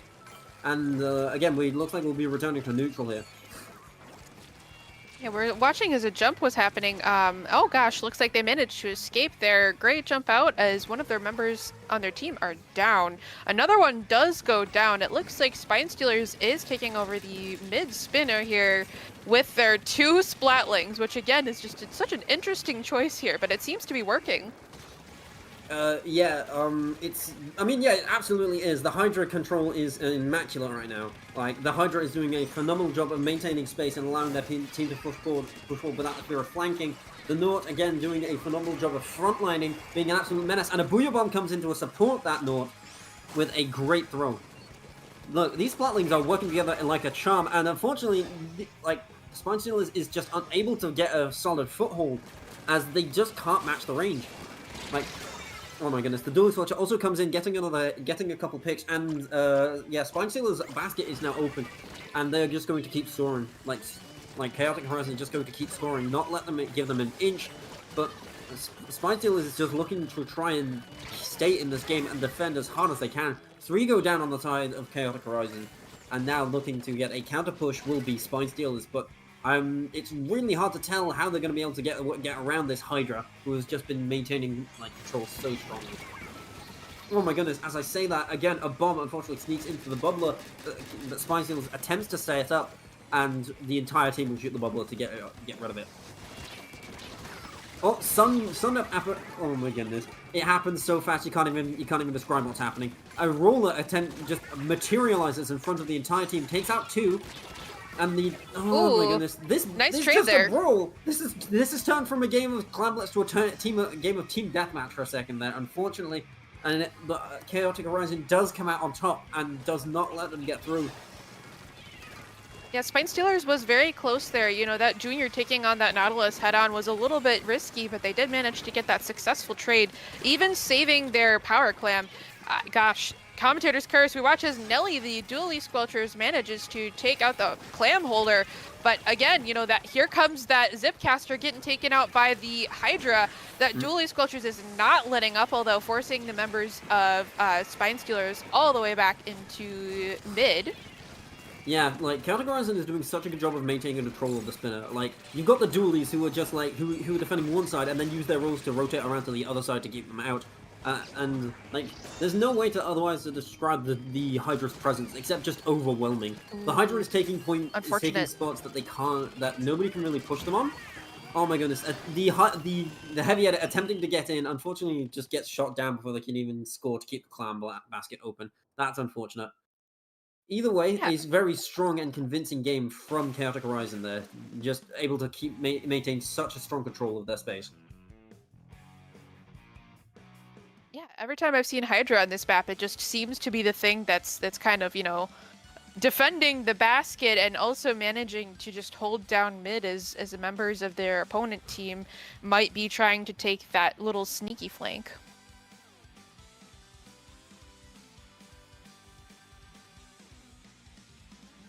Yeah, indeed. It was a rather interesting flank, but unfortunately it didn't exactly pay out too much for them at the end of the day.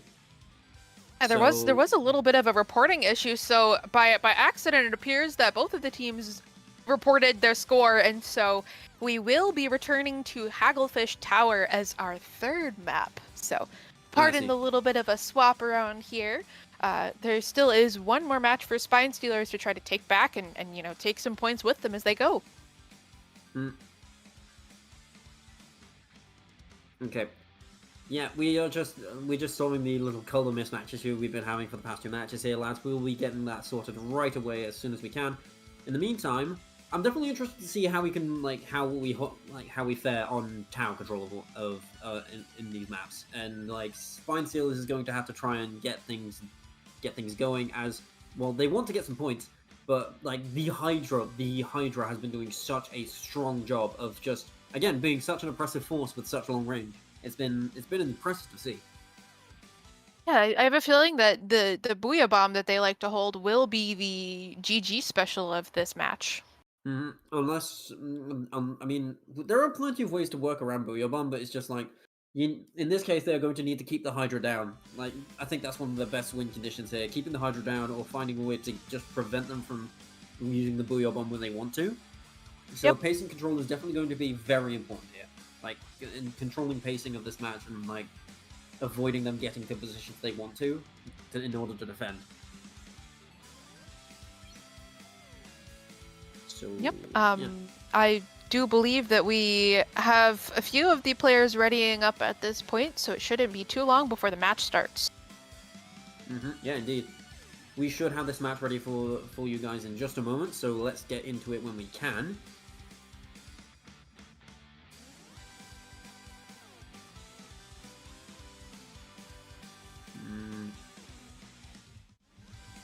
There we go. Pardon us for the delay. Everything should be sorted now. Yep, looks like it. Right then. Yep. Okay, Hagglefish, tower control. Spine Stealers want to get some score on the board, whereas Chaotic Horizon wants to close this out with a clean 3-0. Which team wants it more? We'll have to see. No team comp change on the side of Chaotic Horizon, which I'm not surprised by. And looks like we will be seeing... Oh, okay, we're actually seeing a Zoocash. Alright, okay. Again, I'm not familiar with these teams, so I'm not sure what I'm expecting with these comps, but perhaps I'm just expecting something that isn't there. Either way, oh my goodness. Unfortunate case for the bucket getting caught out by the well, I'm not sure which duelist it was, I couldn't see it from there. The Hydra, again, is just not being so willing to drop from high ground, actually. That's actually surprising. I was expecting him to not drop 10. A Booyah moving forward, a very full Booyah to create space and just climb on tower. A Rain as well to keep... This team coordination is ludicrous. A Crab comes out from the credit trying to get themselves into a good point, and they do. They yeah, no, Hydra's the last one left. Hydra is holding tower valiantly, but the team collapses upon them and just finishes off that push. A strong push though. They got rid of 2 checks there. No, wait, 1 check. Yeah, nice defense from Spine Stealers, you know, locking down the zone, not being afraid of the 2 specials thrown at them, but playing patiently and waiting things out. We're watching as the reverse is currently happening here with Chaotic Horizon struggling just a little bit against that Crab. Oh, no, that actually might end up, that ends up creating a good amount of space. Unfortunately, the same is about to occur, but one player might get away here this time. With a semi-charged Zuka, that can actually come in very handy to thwart this counter push, as Chaotic Horizon has 4 specials ready. That is actually quite frightening. Oh my goodness, no! Get stuck in ink! Oh my goodness, that's a bit of a Zuka moment if I've ever seen it. Good shooting from the custom edit, trying to keep this team space alive, and they are just going to... it might be a 1v1 actually. Never mind, it's a 2v1 as the Emperor Duelist has come in to take space and just gets shot in the back by somebody else. Unfortunately, when you're all alone trying to make a stand, unfortunately you can't look in every which way. Oh, the shot trying to make a push, and unfortunately the Nort is just like, nah, I've got you, and I see you. Nort is just doing a grand job of standing their ground, and here comes the custom edit trying to, again, maintain space and just help their team push in. They have Crab almost ready, and he's just not, like, it's... Oh my goodness. This match is just such a back and forth of, like, just monumental proportions here. Neither team want to lose. That's the thing. One team wants some more points. The other one wants to get on the board. Both teams are, like, very, very, what would I say? I'm sorry, pardon me, I'm losing words. Oh my goodness, no, they've all bunched up on tower, and this might not end well for them, but looks like the Crab is going to keep their team alive and protect them from stray bullets. A very well-placed bubble. Again, this team is just, this team coordination is phenomenal. Okay, I'm gonna have to say that's an NSO moment. That bomb should have killed the edit there. The bomb should have taken the edit. A Booyah bomb from the Hydra will prevent the push and save the lead. Oh my goodness. Oh, this is a game. We have a strong game 3 on our hands, everybody, and this is an impressive display of just tenacity from both teams. The Dualies player managing to grab someone, interesting placement on their wave breaker. Unfortunately not tagging anybody, but it looks like Chaotic Horizons is, trying to keep that lead of 1 point. That Zuka's aimed directly towards tower, grabbing someone, but again, another one of the Dualies players is moving forward. It's just the Nautilus here, managing to grab, looks like about 4 or so points above Spine Stealers. So Spine Stealers do have a minute left to try to get back. I mean, a minute in Splatoon is more than enough time to make a comeback of this kind with this small of a lead. And Chaotic Horizon need to be very careful here. They need to play their cards very well. Otherwise, well, Spine Stealers may just actually turn the entire game on its head. Oh my goodness! Unfortunately, the Dual Scorchers. No, pardon me. That was the end parry. Does actually go in. Unfortunately, doesn't manage to get a pick. The Crab is coming out, looking to try and create some space. The Strike's coming out, unfortunately all hitting the tower, and they get flanked by the second pair of Dualies. And the Dualies will take 2. It's the Dualies Scorchers this time, trying to get something going. They get 3? Oh, it took a second, sorry. second, might be. 4 shots to kill is oftentimes a bit of a pain to get through, but once you get there, you get there. And, well, Chaotic Horizon will now take the control of tower once again, and they are looking to maybe either seal this game out by making sure that Spine Stealers don't get in, or maybe try and go for a last-second knockout. There isn't enough time to do so. Oh my goodness, what a sneaky splashdown from the Emperors. Looks like there is a second left on the clock, and unfortunately that is game. Chaotic Horizon will take this game in a convincing 3-0 fashion at this point. Good games to everyone. Spine Stealers, unfortunately, you weren't able to score on this match, but you've done phenomenally well to keep them at bay on multiple occasions. So I can only do nothing but applaud you. Either way, though, that will be the end of the Swiss rounds, and that will be the last round we will be showing you for this one. And I do believe this will be the end for me and Lila's commentary block. So we will be saying goodbye in a moment. Lila, is there anywhere that people can find you on social media? Yep, I go by Lila Lychee on YouTube and Blue Sky. How about you, Snug? I go by Snug or Snug here, and if you prefer on the same platforms, you can find me on X, Twitter, X, whatever people you prefer to call it at this point, or Blue Sky if you manage to find me there. Either way, that will be it from us, and we bid the commentators and the players good luck in the rest of the tournament. Everybody have a good night, and see you all around.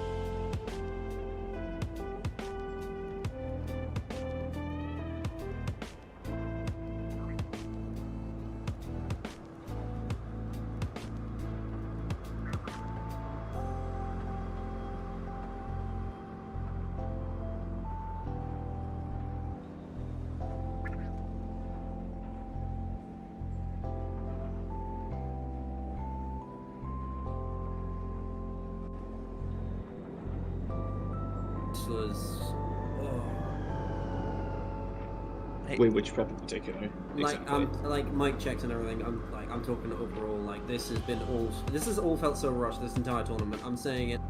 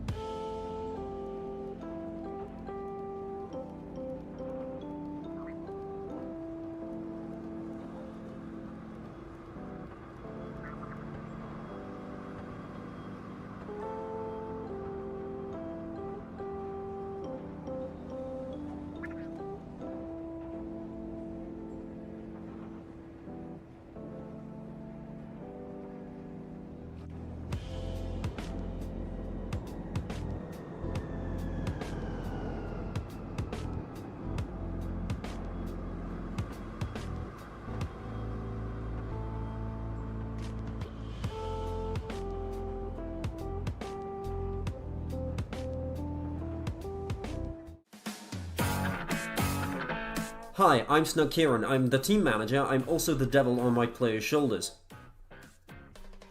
Hey, I'm Rouge. I'm the coach for Nocturnal. Hi, I'm Mael. I'm the captain for Nocturnal, and I mainly play close range shooters, and I can play support for the team. Hi, I'm Rinker, and I'm the backline but with Wellstring, but I also play S-Blast and Nautilus. Hi, I'm Furby, and I mainly flex between Slayer with double duelists and support with stuff like Neosplash and Dowser duelists. Hi, I'm Rocket. I mainly play as a mid-range slayer. I'm particularly fond of pluses and chargers, in particular Bamboo. Alright. So are there any rivalries with other academy teams? Yeah, not really. We are not in rivalry with any of the teams. I see. Anything we should look out for during the tournament? Players, weapons, or strategies? You should look out for all of them, because this team's crazy. I mean, yeah, I can attest to that. How well do you think you'll be doing in the tournament? I sure hope we aim for the top. Like, if we can win it, it would be great. Wouldn't have it any other way. Well, that's about it. See you guys in the ring.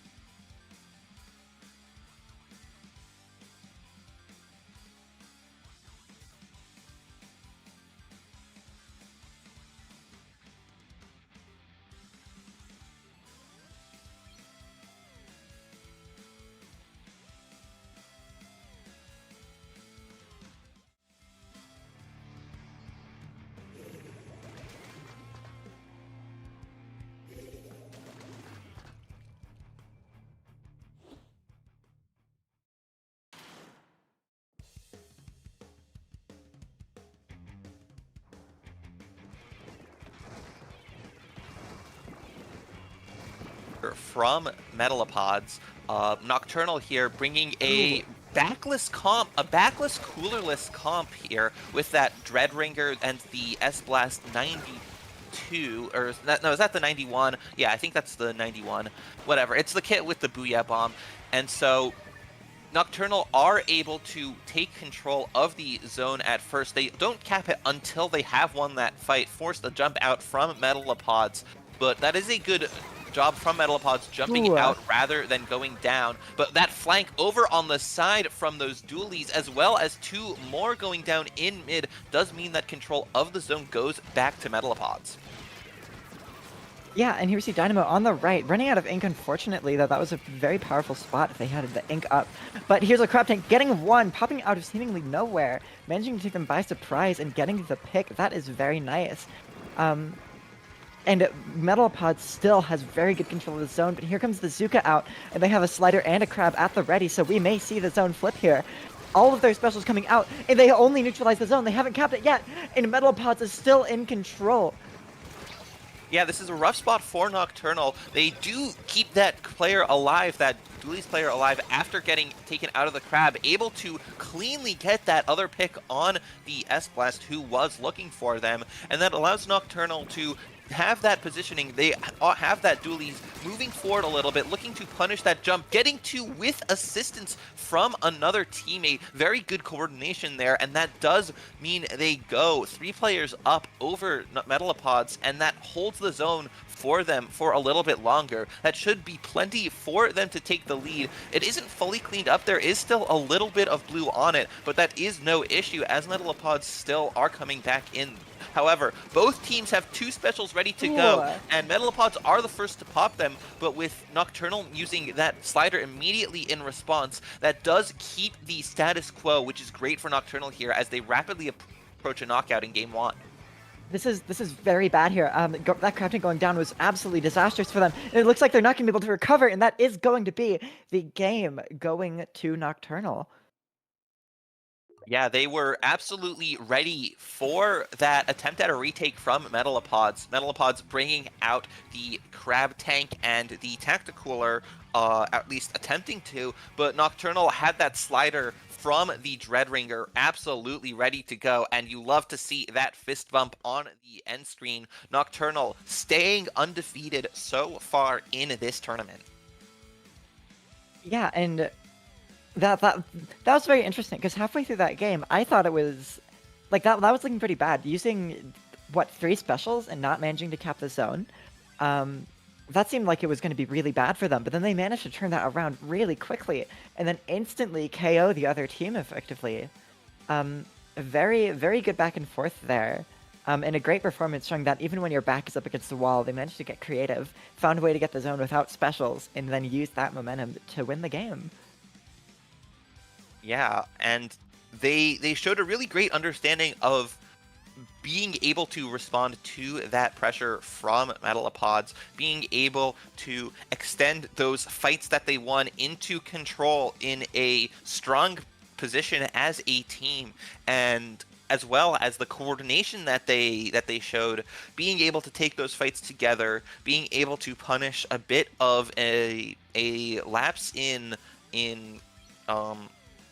maybe a lapse in attention, maybe just not seeing that flank, but pinching those 2 players on their right side at the time that Metalopods had one good chance at a retake meant that Nocturnal really sealed the deal for themselves, and we are going to be moving to Humpback Rainmaker next, where you're going to have to do a little bit more than just prevent the other team from getting to mid if you want to get that knockout.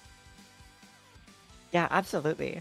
I feel like using those specials is very good, but you need to remember that there's a game outside of that. And sometimes, no matter how you use your special, sometimes it just gets countered. And you gotta be ready for that, and you gotta be prepared. And I think that was one of the main differences there. But to be fair, both of those teams are doing a very good job of countering each other's specials. Yeah, they countered each other's specials, they used their own, and in the end, Nocturnal really did have a solid control of the zone in that game, and I am curious to see what Metalopods will try to do to adapt to what they saw here. Yeah, absolutely. But let's head into this next game here. Definitely exciting to see. I'm kind of excited to see how this Dynamo fares on Humpback, because this map, Dynamo can be an absolute menace here. The geometry is just insane for it. This is like, if you had to design the best Dynamo map in the game, it would be this one. So many ledges, so much weird geometry, so many like one-way drops that it can count. It is terrifying to fight here.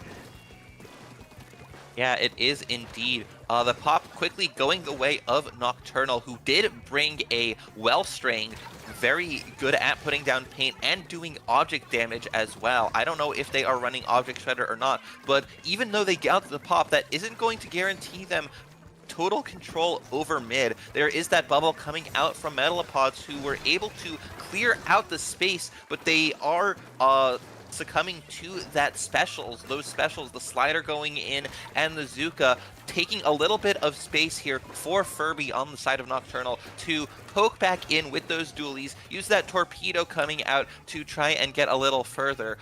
We do see another change in the comp on the side of Nocturnal, that I believe it was the Dreadringer switching over to the Dapple Dualies Nouveau.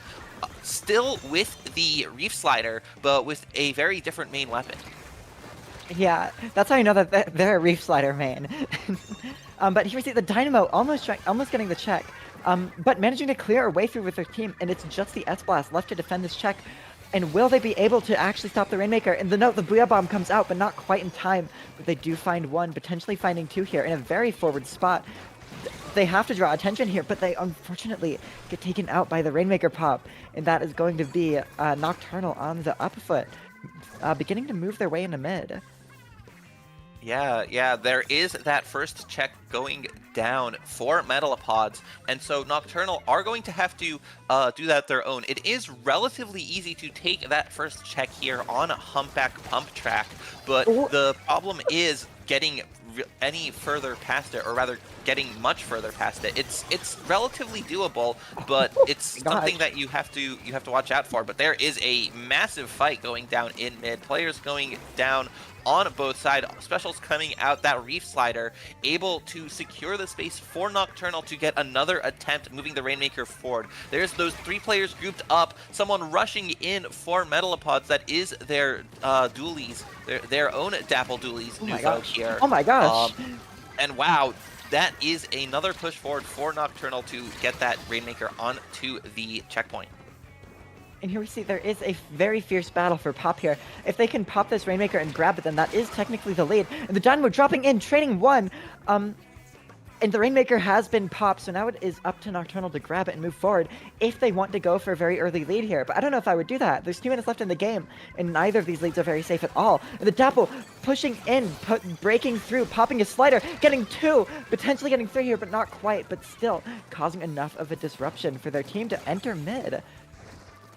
Yeah, and Metalopods holding on to that very tenuous lead there, preventing Nocturnal from picking up that checkpoint even after popping it. But Nocturnal once again getting that numbers advantage, taking out that Range Blaster, taking out that Splattershot Jr., and again later on, the Dynamo diving in, able to get the pick on the Rainmaker before going down again. That was a very slow wipe against Metalopods, but it was slow enough that they were able to keep enough of a presence, especially with an all-important big bubbler from that Junior, to hold the space and once again prevent Nocturnal from getting in as the time is running down with barely a minute to go. This is very much a Reef Slider situation. Wait, what? Okay, never mind. One of the Dapples on the Dapple on Metalopods, absolutely just striking them out, I think. But either way, we just panned back to them and everyone was dead. So, a massive explosion of ink. But that is going to be the lead swap. But they didn't get too much of a lead to speak of. This game is still really, it's still either team's game here. Yeah, they did get the lead Nocturnal, but that was everything that they had going for it. Now their task is to prevent the lead from changing hands again, but Metalopods, they might be getting a little bit desperate there as they tried to get the lead again, and they themselves wiped out. Now Nocturnal are in a very strong situation. They have the lead, they have control, they have the Rainmaker. There's a Kraken coming for it, making them back up. They're backing up a little bit too far maybe, but they drop down into mid to prevent more of a risk of the Rainmaker going down in a dangerous spot. The Rainmaker is super weak. The Range Blaster almost taking them out. This is looking really bad. Metalopods was forced to absolutely rush down this Rainmaker, and there's no time. And unfortunately, that is going to be game 2 going to Nocturnal. Yeah, unfortunately, if you are Metalopods or a fan of them, because Nocturnal are, by the skin of their teeth, really, able to make it out of this game with the lead and staying undefeated in games in this tournament, going up 2-0, 1 game away from a trip to the grand finals. That was a very tense, relatively low-scoring game for Humpback Rainmaker. Lots of fights going down in mid. Lots of just throwing themselves at each other without the Rainmaker making it really out of mid at all. Yeah, like, one of the teams, the only points that they ever got was getting the checkpoint. And then the second team just barely managed to push past it. There were barely any scoring happening that game. All I saw that game was the 2 Dapples. And everyone else on the team really, but mainly those 2 Dapples, just team deathmatch. Like, everybody was just dying left and right that game. I don't think there was like a 30-second window where both teams had 4 people up. There were just always fights, always people going down. That was absolute chaos, but it was really fun to watch. Oh yeah, absolutely. It was fun to watch. It was very, very hectic, very fast-paced. It's the kind of Splatoon gameplay you sometimes see where you just have both teams throwing themselves at each other, throwing themselves at the objective, and trying whatever they can to get something out of it. Of course, we aren't able to hear the kind of coordination or communication that the teams are putting on behind the scenes, but you'll even see this at all levels of play. Even at the top level, you'll see parts of games where the teams are just rushing in against each other, butting heads, just putting everything they have at trying to move the objective just a little bit further. Yeah, and I love that kind of gameplay. It's very fun to watch. I'm definitely a fan of just running in and exploding. It's fun. Yeah, it sure is. It's pure Splatoon. Yeah, just something to note about that is about that last game. It is fairly rare for a team to get the win with only getting to the 52 point remaining, not even scoring 50 points on Humpback Rainmaker. It is very There was a post a while back that was like, what score would you expect a team to win? Yeah, I was the one who made that post. You were the one who made that post? Yes, that is me. I was doing all of the stats and data on Ludi Season 16 Leagues Under the Ink, a tournament that comes around every once in a while for hundreds of Splatoon teams to test their mettle against one another around a similar estimated skill level. And Humpback Rainmaker was one of the map modes in the list of maps for that season. And if based on my win expectancy calculations, if you make it to 52 remaining with no knowledge of the other team's score, you have like a 7% chance of winning that game. Dang. But Nocturnal able to hold Metalopods to only that checkpoint was a very, very good defensive showing from them, but now we will see if they are able to defend just as well on Scorch Clans. This could be another long drawn out slugfest, but Nocturnal bringing the Bamboozler Mark II into here. Yeah, I'm a huge fan of Bamboo. I think it's very underrated. It's very hard, but very rewarding if you can aim with it. And it's a oh my gosh, okay, this crab tank is getting absolutely mauled, but they still managed to pull out a trade. That's wild. That is going to be 2 on each side. But Metalopods does have that cooler up, and they are getting some regroups. So if Nocturnal doesn't act fast, they might find themselves being rushed down by 4 coolered opponents here. Yeah, as well as 4 coolered opponents holding on to 9 clams, while Nocturnal only have 2. The big thing about Clam Blitz is that you have to manage your clam economy. That's what we all call it. How many clams you have compared to how many clams the other team has, as well as where you have paint on where the clams spawn, so you can see what clams are on the map, because that does show up in the map screen. Once again, players going down on both teams, it's still a relatively neutral state here, both teams having paint and players in mid, but Metalopods now have a power clam at their disposal, and their goal will be to move it in, get it into the basket on the side of Nocturnal. Yeah, and we're seeing just a lot of scrappy fighting happening in mid still. S-Blast getting 2, potentially getting 3. Wait, that's not an S-Blast, that's a Range Blaster. Never mind. Yeah, this is a huge opportunity for Metalopods, though. They are able to extend those hits they got. And okay. 2 crabs? Yeah, they were able to get that clam into the basket, but no more than that. Popping those 2 crabs from the dualies and the splash, but Nocturnal saw those, brought out the Reef Slider from those Dapple dualies Nouveau, and said enough of those crabs. We're taking that out immediately. Yeah. And you were saying, Metalopods they're kind of showing up their defenses here, getting ready for this next push. Because scoring 80 points like that is actually not that great, because now they have another power clam to work with. The Splatter Shot getting targeted by that Dynamo, barely managing to stay alive, and pushing in. Lots of clams coming out here, and that is going to be the lead. A quick score of 40 points, and it is just that Dapple left alive to try to find some sort of value here before they go down. Unfortunately, they aren't going to be able to find that much value, but that does mean Metalopods is now back on the push, and we're seeing another back and forth happening here.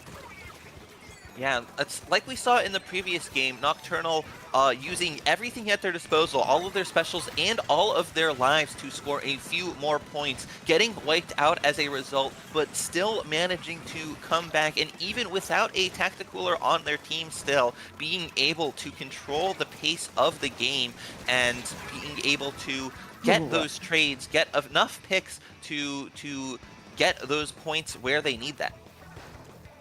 Absolutely. And this defense is very hard to break through here. The Bamboo is doing a really great job of sort of locking the space down, making it hard to really stand anywhere, keeping control of top mid with those fizzy bombs while the rest of their team floods out and collapses on the people that they've just displaced. This coordination is very good here. This team is working together in a very fascinating way. Yeah, they are. And now, once again, that Reef Slider giving Furby a whole bunch of clams to pick up. They scoot around in a circle there, make that power clam, and one more power clam in the basket does get through that penalty that they had accumulated. However, they aren't able to continue that push with any more, and crucially, that doesn't score them any points, but it does give a free power clam, the pity clam, so to speak, to Metalopods. Yeah. But it does reduce their penalty by 10, but I'm not sure if that matters anymore. There's 30 seconds left in the game, and Metalopods is on the back foot here. They need to come up with something quick, and going down to the S-Blast is not what you want to see here. They're going to have to pull out something, and they're going to have to pull that out quickly, because as it stands, they only have that pity underneath their basket. Yeah, as long as they don't pick it up and lose it, they will get a guarantee of overtime. But they are able to get 2 picks. They want to extend this further. I don't know if they have any players backed by that pity clam. They're able to give enough player clams to their Ooh. blaster to score it, No. but they can't get any more. They get wiped out. All 4 players going down, and this is all but guaranteed for Nocturnal to ride this overtime out and take this set in 3 games, sending them to grand finals. Wow, yeah, that was very unfortunate at the end there. They riffed those balls in just a bit, and they ended up going down. If they had waited just a bit more, because they had 20 seconds left on top of that overtime, which is plenty of time to find a way in. But unfortunately, they managed to score, but they needed some more clams on top of that, and they just weren't able to get that. Yeah, Metalopods coming up just short there. They were able to win a few of the many fights that went down, but it wasn't quite enough if they weren't able to follow it up with the clams to score, because that is really what wins you the game. You need to get enough clams into the basket, more so than the other team. Yeah. And is this are we in double elim right now, or is this single elim? No, this is single elim. This is just Ooh, semifinals directly to finals. And so we have Nocturnal going on to the finals and Metalopods to the 3rd place match. Yeah, definitely good to see. I'm excited to see what Nocturnal pulls off. Will they be the winners, or will they get 2nd place? We just need to wait to find out, and we are going to go on a short break. So don't go anywhere, because we are going to be right back with finals of this tournament.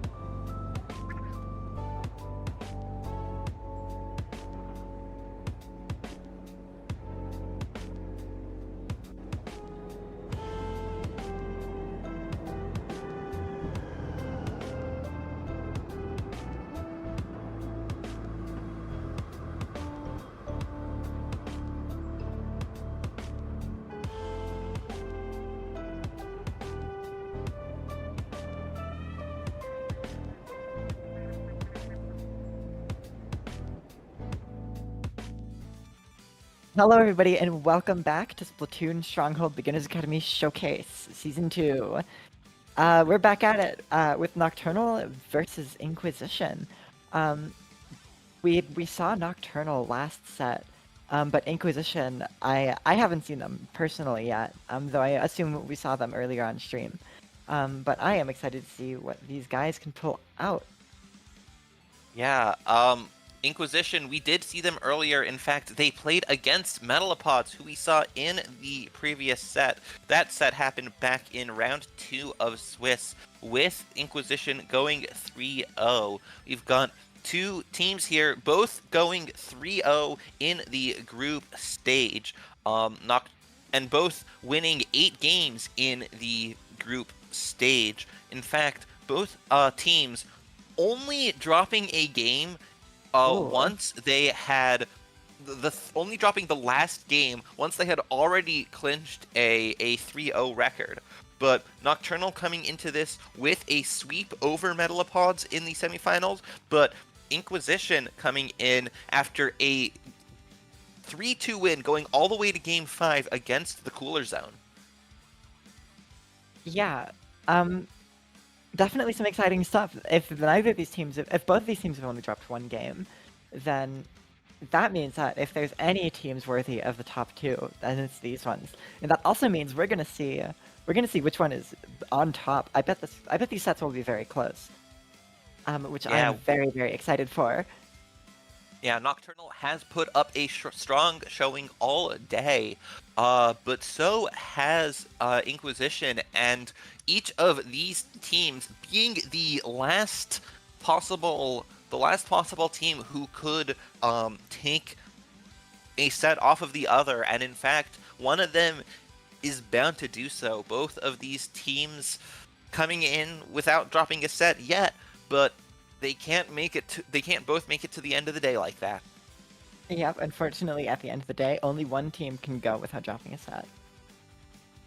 Yep. But we are seeing Zone's Barnacle coming up first here. What do you think of this map, Squidoku? Yeah, I think this is one where you have to, in order to be able to win this in competitive, you have to have a very good idea of how to break a lockout. This is a map where a lockout can be very nasty if one team gets control of the zone, pushes up a little bit further to take the stack next to the zone belonging to the other team.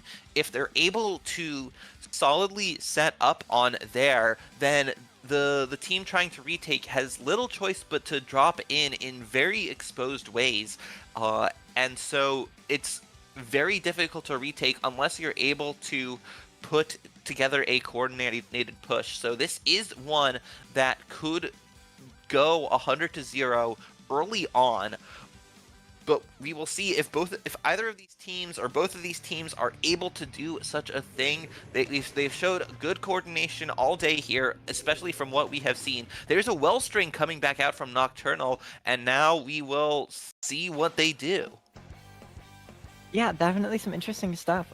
Wellstring is always an interesting weapon to see. I hate fighting it, but I respect Wellstring players. Begrudgingly.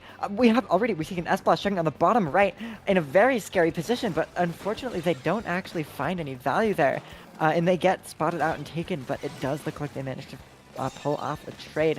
And here comes Wiper on the left, finding that S-Blast, very mobile weapon, especially coolered up. That is very scary for a weapon like S-Blast to fight, but they are still just being very ratty on that corner while chaos happens in mid. Restarter coming out, neutralizing the zone, but going down, and that is going to be 2-on-2 with the Wiper and leader left to try to defend this push.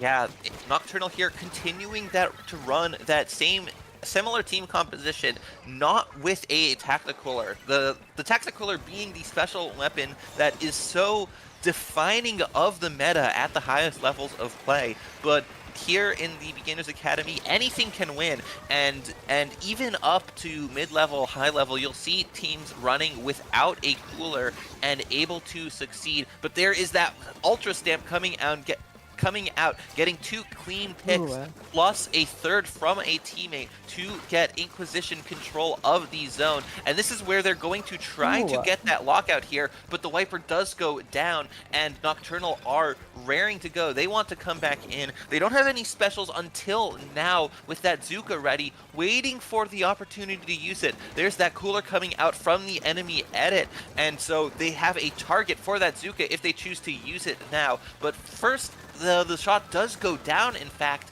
and it's only the wave breaker until the Reef Slider comes out, clears out that stack, and with 3 going down, this could be a chance for Nocturnal to retake. Oh, edit jumping out. But that was absolutely an insane Reef Slider, and if that Dapple hadn't gotten that triple there, that would have been game, set, and match. Well, not the set, but just the game. But we are seeing Wiper jumping out. Edit going down, trading with the S-Blast, and that is going to be 3-on-3 on both sides. No cooler for the side of Inquisition, but Nocturnal does not care. And here comes the Dapples, absolutely just catching that E-Leader off guard, taking down the Wiper as well, and it is 2-on-2, but Nocturnal is still in control of the zone. But they have to survive here, and they have to find a way to regroup. With this onslaught of aggression coming from Inquisition, and it does look like they are back in with the Zuka coming out, Wiper going down. This might be a lead switch here, but as I'm saying that, the zone has just been neutral, and it is a very intense battle for the zone here. Yeah, there's that Booyah coming out from Nocturnal, but multiple specials ready to go. The Wavebreaker and Booyah from Inquisition. Nocturnal do manage to take the lead just in time, though. They want to even hold control of the zone again. Those Dapples getting a pick even out of that Reef Slider, but Inquisition do manage to take control. They go 3 down, but they have given Nocturnal some penalty points, and they've bought themselves more time. Yeah, 12-11 is absolutely brutal. Both of these teams have an absolutely massive penalty. But Nocturnal is still in control of the zone, so Inquisition has a lot of work to do. And with their S-Blast and Wiper going down, they're going to have to pull a lot off to make that happen. With their leader trading as well. But luckily, Inquisition has managed to regroup very quickly using that cooler. And here comes the S-Blast fighting. Hammer coming out on the plot, forcing people to clump into the Reef Slider. And that is going to be the zone neutralized. And it is very close to even a KO here. They are really in a bad situation. And this is actually looking really bad. This leader has to get a lot of picks. They have to do something very quickly here, because there are only 2 points remaining, and that is not going to be enough, though. And that is going to be the first game going to Nocturnal. Yeah, Nocturnal continuing to show their strength here. I think that one splat that Furby got on to the Inquisition's E-Leader really set the tone for the rest of that game. It allowed Nocturnal to get in, to really get through even the cooler assisted comebacks that Inquisition were putting together. They were throwing players at the zone, using all of the tools at their disposal, and Nocturnal still managed to keep it cool. They won the fights that they took, and they came out ahead with enough paint on the zone to get through that penalty and to make it a knockout. Yeah, that was a very close game. Up until the very end there, where Inquisition managed to hold the zone for a very long time. And they managed to get that KO. We'll just have to see if they can pull up a similar performance in the other modes. Yeah, Nocturnal taking that KO to go up 1-0. But Inquisition putting up such a good fight, and I have to assume they're going to put up a similar fight in Game 2. Tower Control, Inkblot Art Academy. This is people call some maps or modes the final destination, the battlefield of competitive Splatoon. The modes that we see all the time, modes that top teams will always counterpick when they have the opportunity. Mid-level teams will counterpick them. Everyone up and down is familiar with Inkblot Art Academy, Tower Control. Inkblot Tower, we will see how Nocturnal and Inquisition choose to approach it. Yeah. This map is a absolute classic. This map has been played for like what, almost 10 years now? No, not quite. Gotta 8 be years 8 now. years. Yeah, 8 years. Ever since the start of Splatoon 2, this map has been a staple, and it is just still around. It's going to be weird going into Splatoon 4 without this map. So many of these classics are just going to be gone. But then again, we might see some classics from Splatoon 2 come back, like not Skipper Pavilion, Snapper Canal. I have a little theory that map is going to come back completed, because that map was also under construction, just like Hammerhead. So I think it's Splatoon 4. It'll come back and it'll be reworked, hopefully to not be just a flat thing.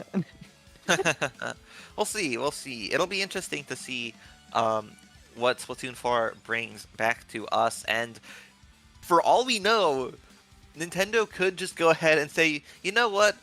Everyone loves Inkblot so much, why don't we just bring it back for a third game in a row? We can have Inkblot in Splatoon 4, Inkblot forever. But that's Splatoon 4, and right now we're still in Splatoon 3. And speaking of Splatoon 3, let's get into this match of Splatoon 3. Yeah, we are back at it. Nocturnal and Inquisition. Nocturnal bringing back the Dreadringer alongside a Splash-O-Matic with the Crab Tank and the N-Parry Splat Dualies with the triple splashdown. Inquisition using a comp that is a bit familiar with that Wiper once again. The Charger switching back off of the E-Leader to the Splatter Scope, the ZNF Splatter Scope that they used so well in the group stage against Metalopods. But now Inquisition are taking a bit of space in mid, extending a little bit, take that with the edit going down, no cooler it appears, and so that gives Nocturnal the opportunity to get that Crab Tank on the tower. Some players getting off the tower as the Wiper comes out from behind, and they are not advancing through that checkpoint as they go 2 down. Yeah, very scary hammer there coming out from the Wiper. The last thing you want to see when the enemy team pops a hammer is when the sound coming from 180 degrees behind you. But Nocturnal is still managing to just continually farm picks. Was that a curling bomb kill? I don't know. It might have been, but Furby able to stay there, use the slightly longer range of the N-Parry Splat Dualies compared to the Dapples at least to give Nocturnal that first checkpoint that they have made it through, but Inquisition able to get enough picks to stop that push right there, coming around over those bats, that high ground to defend, taking it, as you often see in all levels of Splatoon, that defensive position to stop the tower from moving forward past that first checkpoint. Yeah, and so far we're seeing a very low-scoring game. We're about a minute and a half through, and we haven't seen, and like 78 is the highest score. We haven't even seen, oh wait, actually no, 78 is breaking the first check, never mind. But we are seeing Inquisition, speaking of breaking the first check, they have gotten through, and the edit is rolling out into their plat, but is that a Crab Tank coming out from the top left? Managing to get a lot of chaos here, but the splashdown coming in, getting 1, getting 2, and Furby being the absolute GOAT on those dualies. Just absolutely shutting down that push, and here we're seeing Nocturnal now on the up foot, and Inquisition trying to get back in, and Furby continuing to pop off and getting all of these kills completely. Is that a quad?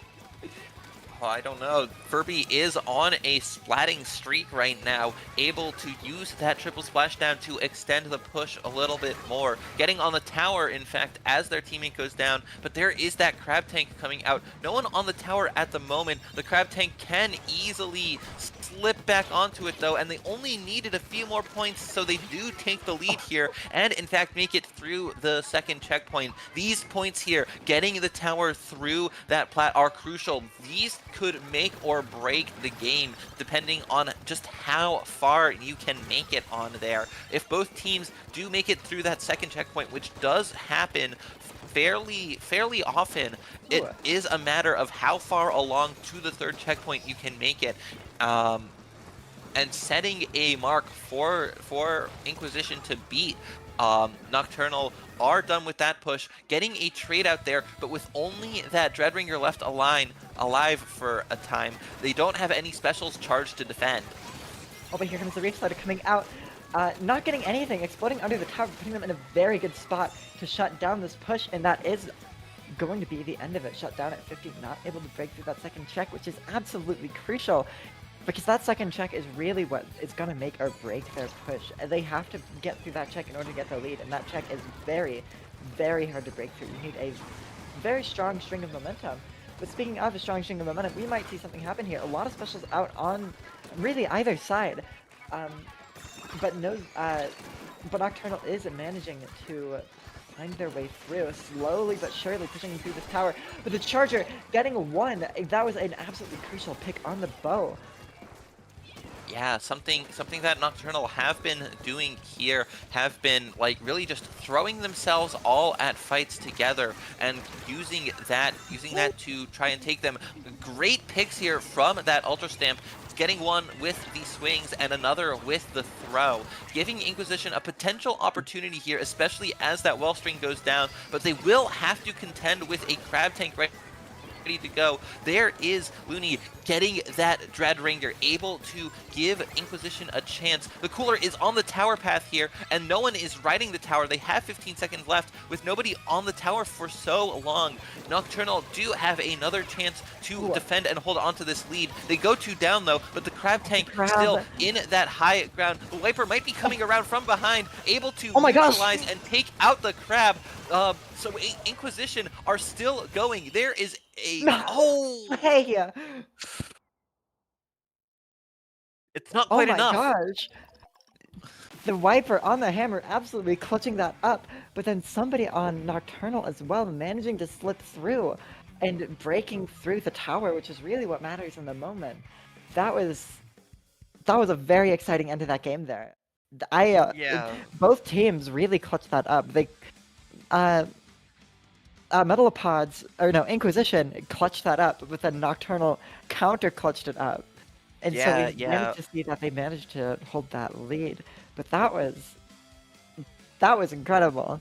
That was a menacing final moments from that Splatana Wiper on the side of Inquisition. But unfortunately for Inquisition, they still had so much further to go, and with Inkbot there are multiple routes around. In fact, you can take a long flank, completely ignoring your plat and your bats, dropping down the left side, going all the way through mid and coming back up from behind. And I don't know if that's what Nocturnal did, or if they just dropped off from the left corner of their plat to get away from that Ultra Stamp that was raining terror in those bats. But in the end, Inquisition may not have just been watching their back, and so Nocturnal were able to hold onto the lead and bring themselves one game away from becoming the champions of this showcase. Absolutely, but one game is still something that they need to get. And so it isn't over yet. Inquisition may have their back against the wall, but all of these games have been so close. And so I still think it's anyone's game here. I wouldn't be surprised if Inquisition takes us back with a reverse sweep. I also wouldn't be surprised if Nocturnal continues the streak and gets 3-0. This is still anyone's game, absolutely. Yeah, I think that Inquisition are figuring out what they're doing. They're locking in. They're getting a handle on what Nocturnal are bringing. And since this is a best of 5, they have 2 games that they were able to lose. They could take 2 losses and still come out ahead with the overall win, but they will have to start their comeback here in Rainmaker on Museum d'Alfonsina. Yeah, and this is going to be very interesting to watch. The Dapples are back here, and they are dropping right off the bat, but opting to back up in the mid instead of playing for picks, probably a smart play. But still managing to draw enough people to the side that they might be able to collapse on this with the rest of their team. But the Cooler has come out, so it's too late if they need to get that absolutely huge momentum swing that comes from a big play like that. But the Crab is coming out, Wiper going down, and that is the Rainmaker grabbed, but still remaining on top mid. They weren't able to make that jump over. And that is going to be the advantage going to Inquisition now. With the Bria Bomb coming out from the S-Blast Rainmaker at top mid, we could see the check coming out here, but the Restart coming out, getting 2, is going to be able to clutch that up, and the Dapple potentially going to get a third as well, and that is going to be an absolutely insane clutch from the Dapple. Oh, yeah, and then the last one left alive on that ZNF Charger, looking to get the Rainmaker onto the checkpoint, but that was a very telegraphed play, I should say, and so Nocturnal able to spot that out and prevent the checkpoint from going down. They used that Crab Tank, clearing out some space, holding back the players on Inquisition, and Nocturnal are going to look to get that checkpoint themselves. They do manage to do so, using a Booyah Bomb to keep away some players from Inquisition, but with one going down, and the Wiper coming in to get a pick, just getting a second one, that does mean Nocturnal will have to wait a little bit longer to continue. They aren't very close to the Rainmaker. They aren't able to pick it up and sneak through. And so Inquisition do pick it up themselves. That is their backline Charger who is holding onto it. But then here's Shadow taking out that splash and throwing the hammer for good measure, giving Inquisition maybe some space and some opportunity. Here's the slider coming out from Furby, but it doesn't get anything done. Oh, but they are still able to get the Wiper, but unfortunately they're not there to get that checkpoint defended.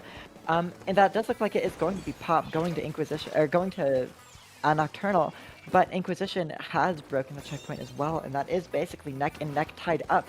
But with Nocturnal being on the advantage, never mind! Scratch that! Charger getting 2, managing to turn things around for their entire team.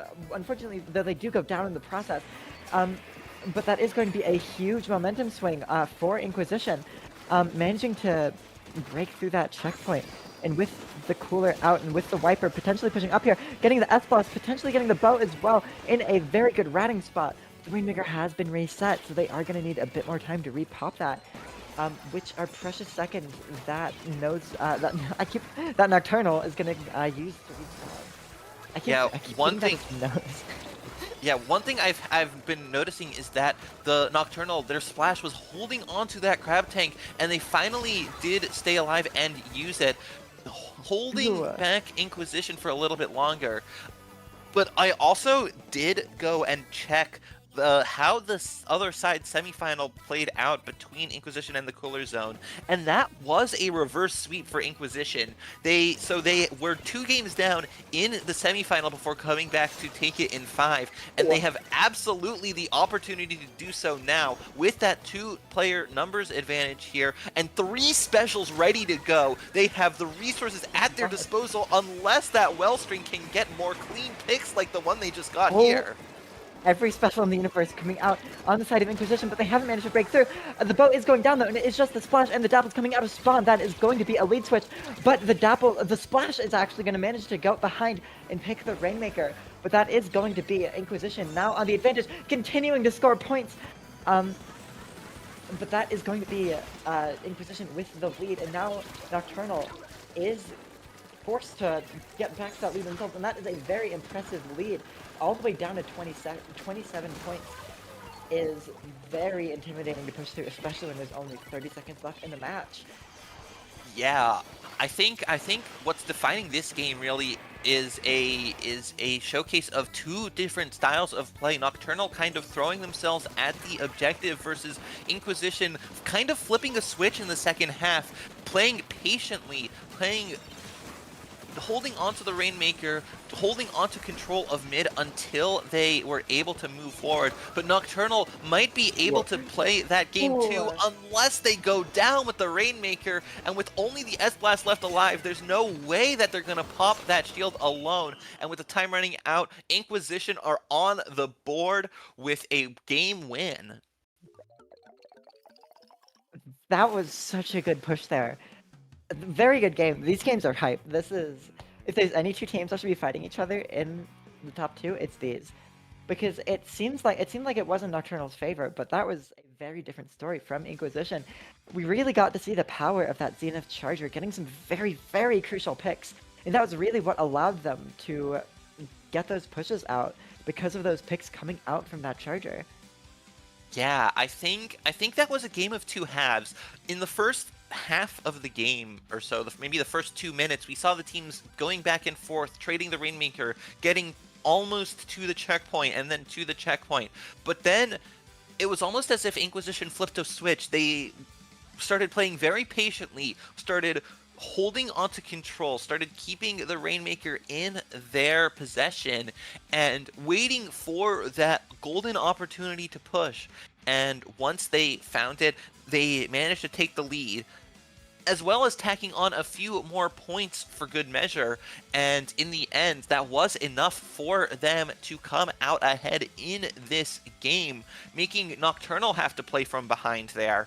And so, moving on to Game 4, we will be rounding out the 4 Anarchy modes with Clam Blitz on Umami Ruins. This map is going to be very interesting because on one hand, this map feels like it's very, as a hyper aggressive team, you can get a lot of work done here, but it's really hard. This map is so split that you really need to manage your resources, making sure that you have enough people on either side of the map in order to defend that. Not to mention top mid. There's so many places to control, and it's so easy to just get completely disorganized here. So I think this is really just going to be a test of which team can be more cohesive. And these teams seem fairly matched in that regard. But I'm honestly putting my odds slightly in Inquisition's favor, since their team comp is very much more. They have a lot more glue. Nocturnal's team comp is much more based on individual moments. Very people just popping off and getting crazy picks, and then using that advantage and just carrying it forwards. It's just a question of will they be able to. Which force is stronger? Their ability to get those individual plays, or Inquisition's ability to hold themselves together more? Yeah, I think that really has borne out in what we have seen so far. Umami Clams is curious. It can be very hard to break through and get to the checkpoint, but if you're able to get a little bit further and win a fight on the enemy's basket, I should say, not checkpoint, you can set up on their dome with something like, say, a crab tank, and really secure it. But no splash coming out from Nocturnal. They are onto the custom blaster. It looks like they're going with a double splashdown comp, double triple splashdown here, but with 2 going down, 3 going down. That is an early lead, early control, that I should say, for Inquisition, able to get that clam in. There's 1 diving through from Nocturnal, but they're not able to get anything done, and now more clams going in for Inquisition. They could take the kind of control here that I was talking about, but there's that hammer coming in, looking for more, as Inquisition are already past that 50-point remaining mark. Wait, hang on, back up. Double, triple, there's not a single splashdown in this lobby. Oh wait, I am misreading the weapons. I thought we were seeing a custom blaster and a end parries, but that's not end parries. That is dowsers. Okay. Yeah. My bad. I find the dowser pick so interesting because their ability to go in with those dualies and just completely frag out was so crucial to making their comp work. And without that pure frontline aggression, I'm not sure what their game plan is. I'm not sure how they get back into mid. But we'll just have to see if they can cook with this. It isn't looking super good for them right now, but we'll have to see if they can prove me wrong and find a way to make it work. Yeah, that we will. And Nocturnal already having to play from behind here, as Inquisition have already scored more than 70 points. Yeah, and scoring 70 points in the first minute of the game is absolutely terrifying. That is a huge push in any mode, let alone Clam Blitz. So this is going to be a very one-sided game here, with Inquisition forced to focus on defense, but using the hammer going in, attempting to get a push out, but I'm not sure if that's the right play. But they do manage to score that ball in, but I don't know if I would be trying this hard to score. You have 70 points to 0. I think in this situation, you really just need to focus on keeping things under control. Yeah, you do. And with an attempt from Nocturnal coming in, they have specials at the ready. They have a few clams at their disposal. They have enough to make a power clam and they can get it in, but they don't really have the firepower to continue that push. They have points on the board. Those ink mines coming out and getting attention onto a few players, but not able to really make much use of it. However, all of a sudden, with the 4 players of Inquisition going down in a delayed wipe, this could be an opportunity for Nocturnal to make a statement push of their own. Oh my gosh, this is... everything is happening left and right here. And all the way down to 47 is not what you want to see. That is not too far off from their push of 29. But it looks like Inquisition has managed to stabilize, and they are now on the advantage, trying to find a way to get Nocturnal down. But Nocturnal is still continuing to push the spotter shot, going in and attempting to find something, managing to get one, I think, with a suction bomb. And they have a Zuka at the ready as well to potentially continue this kill streak. But here comes Ultra Stamp coming out, getting the shot. See, potentially trying to find something else, but not quite managing to find it. But this is still very much a good situation for Inquisition. They are slowly losing ground in mid, but overall, they are still able to keep Nocturnal at bay. Yeah, I think Nocturnal did seem a little bit adrift for a minute, but they were looking to get their mojo back with that push to 47 remaining. They will need another one of similar effectiveness, though. They do need to get all the way through that penalty, and a power clam won't quite get it. Looking to win those fights, but the blaster, custom blaster, going down. 2 down on the side of Inquisition, and the jump getting punished as well. This could be an opportunity for Nocturnal, unless they go down to the players still in mid, still holding control over mid on the side of Inquisition. The game has been so chaotic. People have been going down left and right. We're seeing 2 down on one side, 2 down on the other side, 2 down on each, 4 up. It is absolutely insane. I'm having a really hard time keeping track of what is happening here. But it does look like that Nocturnal has control of the enemy team's basket with a lot of clans at their disposal, and with 10 seconds left, this is their last chance. But with the edit is pushing in, potentially trying to find one, but going down in the process. This is not what you want to see. But the Charger getting a pick, managing to hold their ground. Ball is being scored here, but the Wiper coming out with the Ultra Stamp, finding some value. But the Dowsers potentially managing to slip through, scoring some more clams. And there's another jump coming through, but all of that is being camped, and that is going to be game. And that is going to be Inquisition evening that up to a 2-2. It is anyone's game now. All the momentum is now in Inquisition's favor. They are going to be trying to pull off 2 reverse sweeps in the bracket to take this, whereas Nocturnal, who have now lost their first, competitive games with their one loss in the group stage being after they'd already clinched 3-0. Now they are fighting for the whole tournament here. 2 games to Nocturnal, 2 games to Inquisition, and it's all going to come down to what we could call the final destination of Splatoon, Hagglefish Zones. Oh my gosh, yeah, I love it when this happens. It all comes down to this. This game is for all of the beans. It's anyone's game here, and whoever wins this game wins the whole tournament. This is the closest it could have possibly been, and I am so excited to see what happens next. This game better be exciting. Yeah, this is truly winner take all here. Game 5 in finals, Hagglefish Market Zones. These 2 teams showing their strengths in the have seen thus far. And will it be Nocturnal's individual skill and execution being able to make those plays and win those fights, or will it be Inquisition working together as a team, holding control as a unit, and being able to make the most of the advantages that they gain together? Absolutely. This is really like a battle of the 2 styles here. And I'm honestly not sure who I'm rooting for. Originally, I was, you always root for the underdog, but now it's 2-2. This is the last game. The real thing I'm rooting for is for this game to be very close and very exciting and very hype, because I want to shout cast. Yeah, I'm rooting for this to go to overtime. It could happen. Hagglefish Market is a map where you can see the zone be contested for a long amount of time. It is a medium to large sized zone, I would say. It's about average, maybe a little larger, and so you can see teams neutralize it, but take a while to fully capture it, or contest the zone from a well-protected angle slightly further back. I'm sure we're going to see Inquisition's backline charger set up on their glass there, whereas Nocturnal coming around looking for flanks likely. They'll probably have the Wellstring up there too, but I think the Dreadbringer will want to go for those flanks.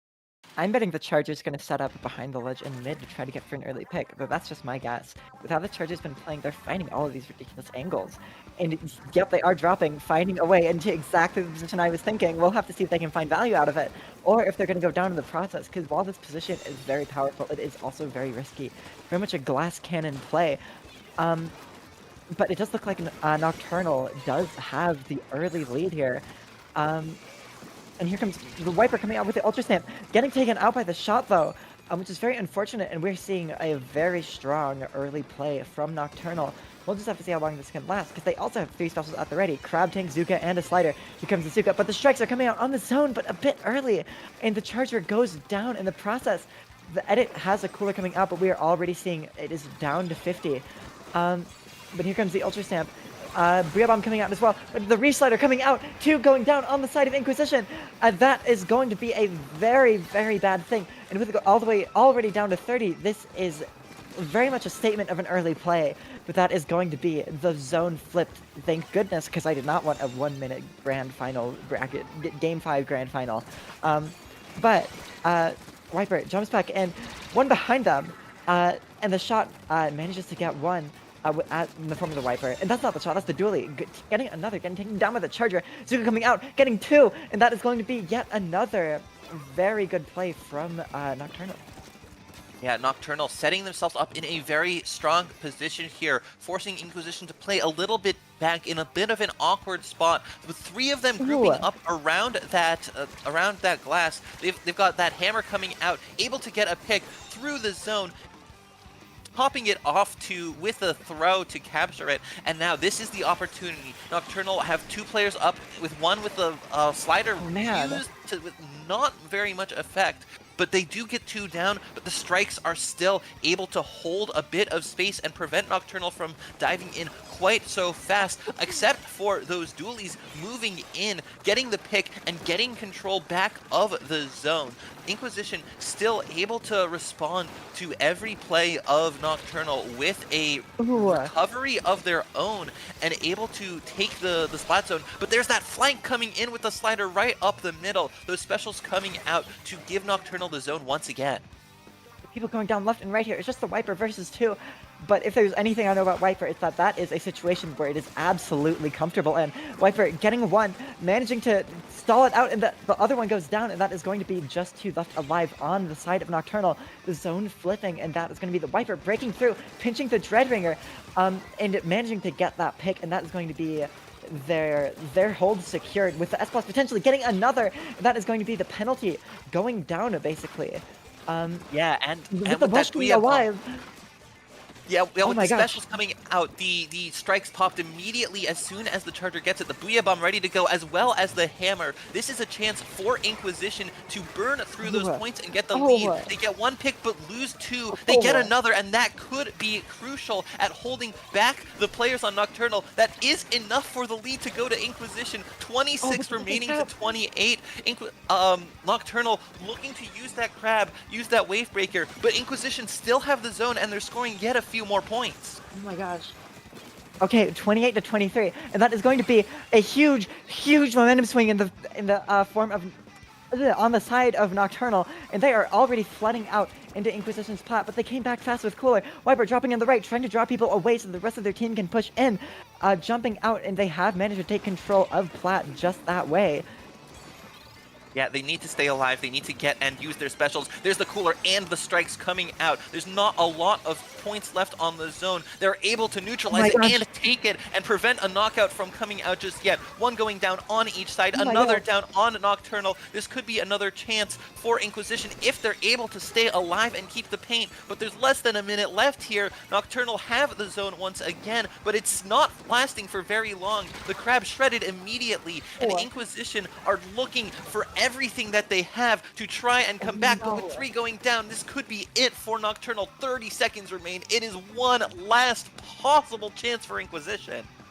They need to get in, and they need to get in now. With the Viper going down, it's not looking great. But the bow goes down. Charger at the ready. They have the strike. They have the specials out. 7 points remaining on the clock. Booyah Bomb comes out. Strikes comes out. That's going to neutralize the zone. They have to cap it now. And they have to get some momentum off of this.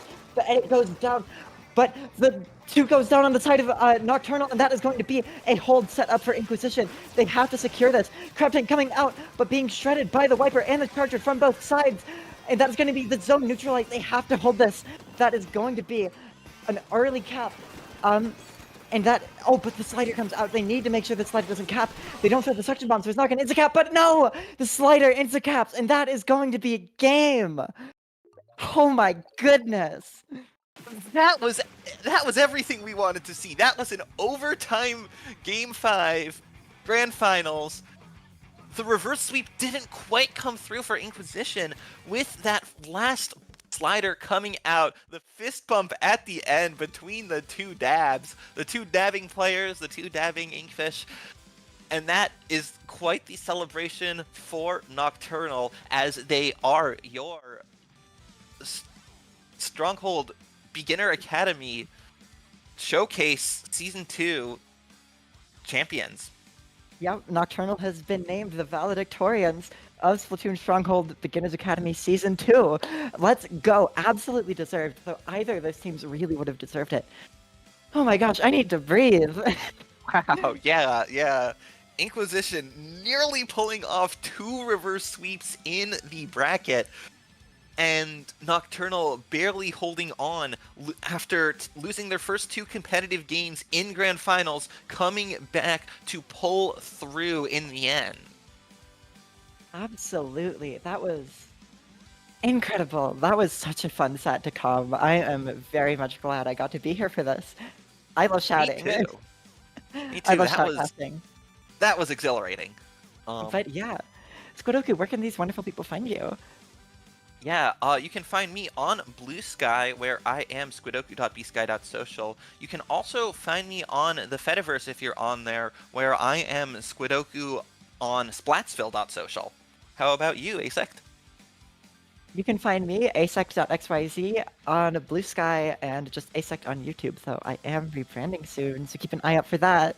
Ooh, mysterious, ooh. But yeah. Absolutely incredible time. Yeah. Very Before we go, I do want to give a huge thank you to all the teams, all of the players who. This is the Beginner Academy. These are players who are trying to get into competitive Splatoon, and I want to applaud all of them for taking that step, no matter how it turned out in this showcase, in this tournament.